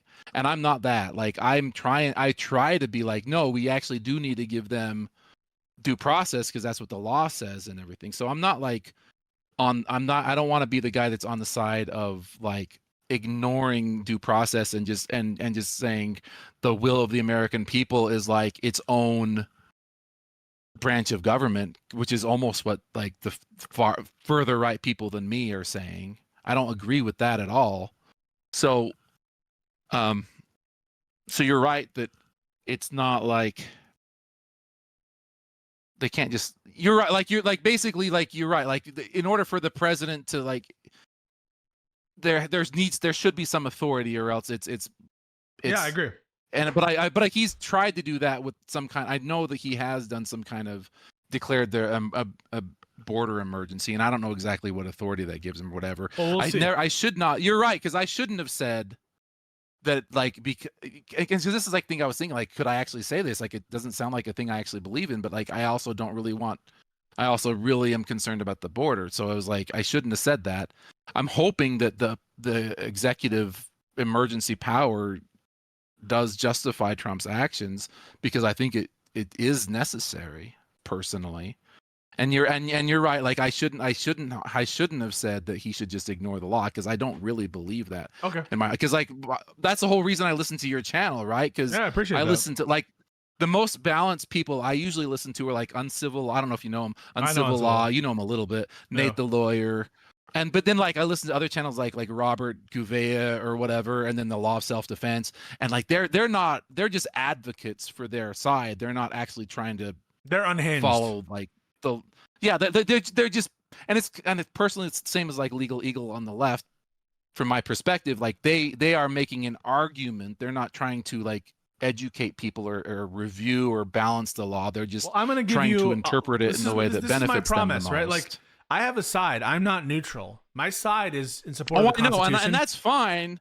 But like you actually like are willing to acknowledge that there other arguments exist, and that's why I appreciate this channel, is because like I know where you stand, and I listen to you because you actually go into trying to defend the position rather than like just treating it like it's the obvious position, because that's what you hear on a lot of like the further, like the more, I don't know the right term, but the channel, there's a lot of like Legal Eagle and Robert Gouveia, whatever. They literally just talk about their position like it's the only possible position, and there is no counter argument, and it's just like common sense what they're saying. It's just like, this is obviously the way the law works, and that, you know, that's not true. Like, and if those people actually had to make an argument for the other side, they probably would be able to make a really good argument for the other side, but they never do that, and they don't even want to dip their toes into that realm of challenging and acknowledging that there's another side that exists. And that's why I like to come here, because I hear that other side.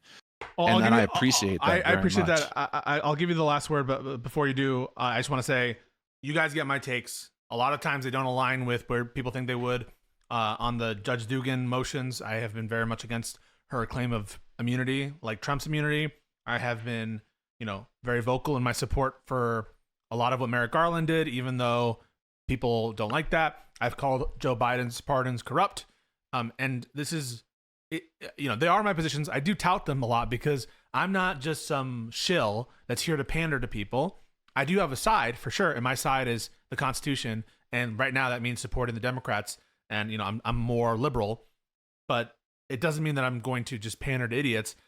And when I hear things from people who are Trump supporters, oftentimes I like lose my shit, because the things that they claim to respect, process, law, sometimes law and order, right? or things like benefiting the working class, or things like you said, right, where the poor shouldn't have to pay as much taxes as the rich, or we should be worrying about the deficit. They seem to fly in the face of the conduct of the Trump administration and his allies, to say nothing of like corruption and like the Qatar airplane and stuff. And so I bring you guys on because I think there's like a mass hypnosis going on, that Trump has captured something of like something I can't quite put my hands around, and I can't quite experience in the same way as some of his supporters do. And I'm trying to wake people up and get them to realize through argumentation sometimes that the way they're presented it to you, it's a lie, and it's being sort of funneled so that it preys upon some patterns of belief that are anti-immigrant in nature or anti-oligarch in nature, but it's warping them to ultimately benefit that top 2% and Trump's agenda. But yeah, I'll give you the last word. Well, I just want to say that is exactly the way that I see it from my side too. Like I think that like probably like 90% of the people in your chat or like that you encounter, like we probably agree in so many ways. It's just about the approach that we feel like we should take in order to get there. Because like you say all this stuff like, you know, the 2% and all this, and that's exactly what I feel is happening on the left, because they're doing extreme things on the other side of it, you know, like redefining gender, like gender's traditional like stuff and that, you know. I mean, and that's that's a whole other thing. I'm trying to say like I'm totally again, like yeah, you haven't really got into that on your. What is a woman? What is a woman? What is a woman? A person who produces eggs. A person who produces eggs? Yeah. Can a man give birth? No, because they produce sperm. Well, like there's the eggs in the sperm, like gamete. Like I don't buy. I realize that chromosomes aren't a man who the produces, defining factor. If a man, gametes are. I think if a man produces sperm but has a working uterus and vagina and has implanted in them a fertilized egg, can a man give birth?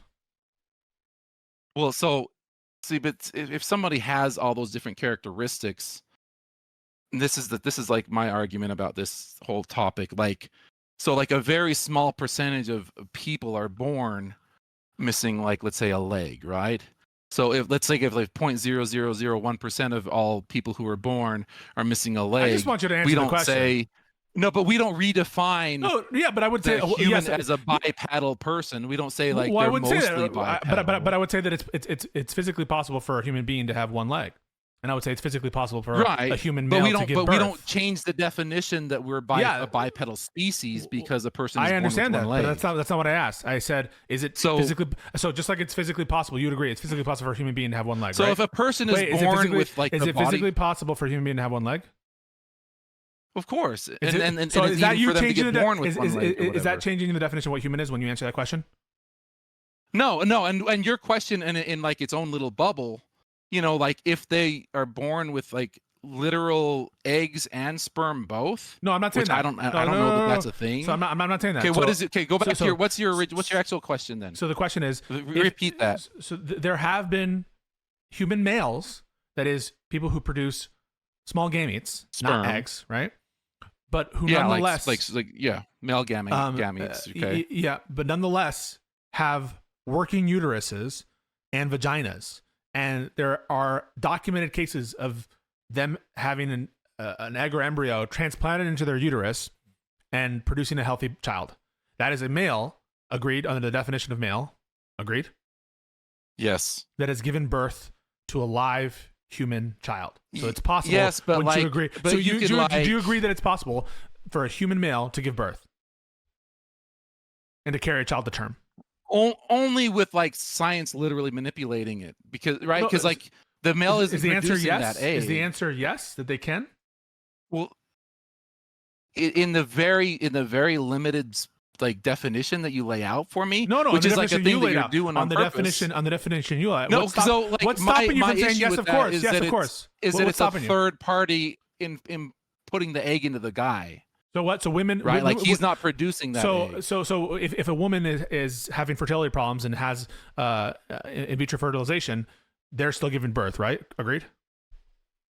They are still technically giving birth. Yeah, so this is an in vitro thing. I don't really like this whole in vitro whether you thing. like it or not. Whether you like it or not, someone who takes IVF gives birth, correct? So under this very specific definition of like a guy that sorry, not a specific, very quaint definition. Under your definition, you agree that a human male can give birth to a live child, correct? Right. Yeah. So under this very specific definition, no, under your specific definition, no, right? Yeah, you're right. Yes, but then the counter to that is that that's no different than like, but we don't change like the definitions of what things are based off of those very niche. I agree. One-off type situations. But that's not what I'm doing here. I'm just using your definition. I'm not changing a definition. I'm using your definition of woman and your definition of man. And under your definition of man and woman, men can and have become pregnant and given birth. That's your definition. If you want to, like, based on the premise that you're outlining, sure, but then it's also a bit disingenuous because that is such a small percentage that it's similar to like trying to say in that, you know, that like then we're on like the level of like such a small percentage of people that it's like so it's like an exception and the exception doesn't prove the rule. Well, I don't know what rule you think I'm trying to prove. Just the whole concept of like fluidity in that type of area, and it sounds like a little more complicated because it sounds like a little more complicated. People will say because what people will usually say is, well, does he have a penis? Does he have a vagina? Does he have this or that? No, I listened to some stuff about it, and I think gametes is the better way to do it to like. But if that's the case, then you agree, by the way, that gender is different than sex, right? I mean, like,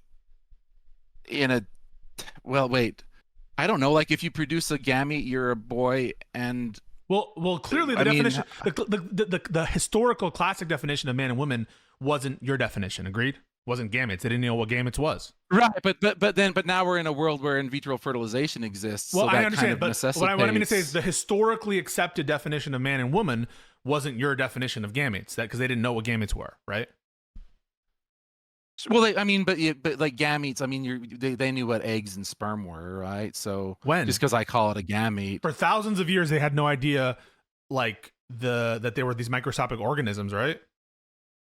Well, but I mean, I don't know. Maybe you would think. I mean, guys do the thing, and then that makes the girl pregnant, right? So like whether you in like eggs, like chickens have eggs. Yeah, but they didn't know which was the small gametes, big gamete. They didn't know that shit, right? Okay, but they still know that like the male end goes like the female end and the male end, right? Like, no. So we're defining what's male and female. We're defining male and female. That the definition of man and woman before there was a conception of gametes did not rely on gametes. It didn't. No, it didn't rely on it because it. So it was a different definition. It didn't need to rely on it. Right. So there's a concept of man and woman that's separate and apart from the genetic biological difference. And that's what people often refer to as man and woman. No, because back then they were always considered the same thing anyway. So that we're trying to like change. There was no conception. But there was no conception of gametes, and so what was understood to be a man and woman had to do with other factors that the sets of clusters of traits that weren't strictly speaking the definition of man and woman that you provided. Well, the trait was like a very specific trait, meaning. Like you got the boy parts, you got the girl part, and right, for like the vast majority of everybody. But back then, like if you didn't have those parts or whatever, you wouldn't even it wouldn't have counted. But kind of. Wait, so you think you think back in the day that someone who had their entire shaft and balls cut off because they're a eunuch, you think that they would not be considered? You think they would be considered a woman or? A third gender? No, they were a man that lost their parts. Right. So I'm saying, that's not. But I'm saying like the people, but like that means that they were that when they were born. It sounds like it's a little more complicated, right? So it feels like oftentimes people are like, oh, this gender they're trying to. This is a little bit more complicated. It's a little bit more unclear than the way that they're trying to present it. I don't think so. So. I think that the way you're trying to phrase everything is trying to make it complicated. But I don't think. I mean, like obviously, like the way that so if we're looking at back back time, like old times before science, or not, what I mean, like let's say 300 years ago or whatever number you want to pick, it was what body parts you were born with was like a very clear identifier of the gamete. It was an identifier of everything else. Yeah. So it's a reflection of, and it was both an identifier of sex and gender, because they were both the same thing. But the definition of whatever, what I mean to say is, the definition of sex has, if you're correct that they were the same thing, or that there was no split in the concept, that definition has changed with science. No, not inherently though. It has. You have to agree it has. We have come to understand the exceptions to the rule better, but I don't think like the fundamental rule has changed. Well, if the fundamental definition of woman or man involves a concept of which there was no apprehension until recently, or until we call recently the last, I'll even give you the last, let's say the last 500 years. I don't actually know when the gametes were discovered, but let's just say I'll give you the last 500 years. And that's what I mean by recent. If that's a recent discovery, then prior to that, the definition couldn't have relied on a concept that was elusive to everyone else. No, but it was like apparent. I mean, it still is apparent. Like when, other than like the very, very few exceptions that don't necessarily unprove the rule, even today, if you're like, there's not just a correlation. There's like, if you have the male gametes, you also have the male body parts, and that's the way it's always. So how do you identify if someone's a man or a woman? In your life, how do you identify if someone's a man or a woman? In my life, I go off appearance in general, and I just assume that they are what they look like. You don't do a genetic test. No, but it's apparent. It's like kind of built into the society, but that doesn't mean that it's only constructed by society. It's like that's like part of. That's what I mean. It's like there are people. It is a coherent thing for gender to mean a different thing than sex. That when people refer to gender as being different than sex, all they're doing is saying there are clusters of traits that are associated with an intrinsic sex, a biological sex, and that those clusters, that's what we're referring to with respect to gender, and they include both physiological factors. They also include social factors. They also include identity. They include all those things, and that's what people are referring to. But like, what do you mean? Ultimately, sorry. All I said were there is it's a coherent concept, right? It's not incoherent to say gender and sex are different. And you understand when I say gender and that I'm referring to a set of clusters, that makes sense to you, right? It's not something that's incomprehensible. You can understand it, right? Basically, can you understand it? Because they're the same thing. Other than the few exceptions that exist. So under one definition of sex, it's a set of it is the gametes definition, and the definition of gender is clusters of traits associated with human biological female and human biological male.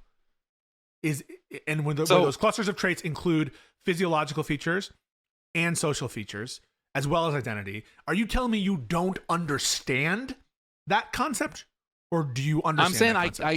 I'm saying I kind of reject. Whether you reject, sorry, I'm not asking if you reject it or accept it. Do you understand what I'm saying? I understand the argument you're trying to make. No, it's not an argument. I'm trying to say, do you understand it's not an argument. I'm saying if I tell you that there are sets of clusters associated with biological sex that include social, physiological. There's like do you understand that?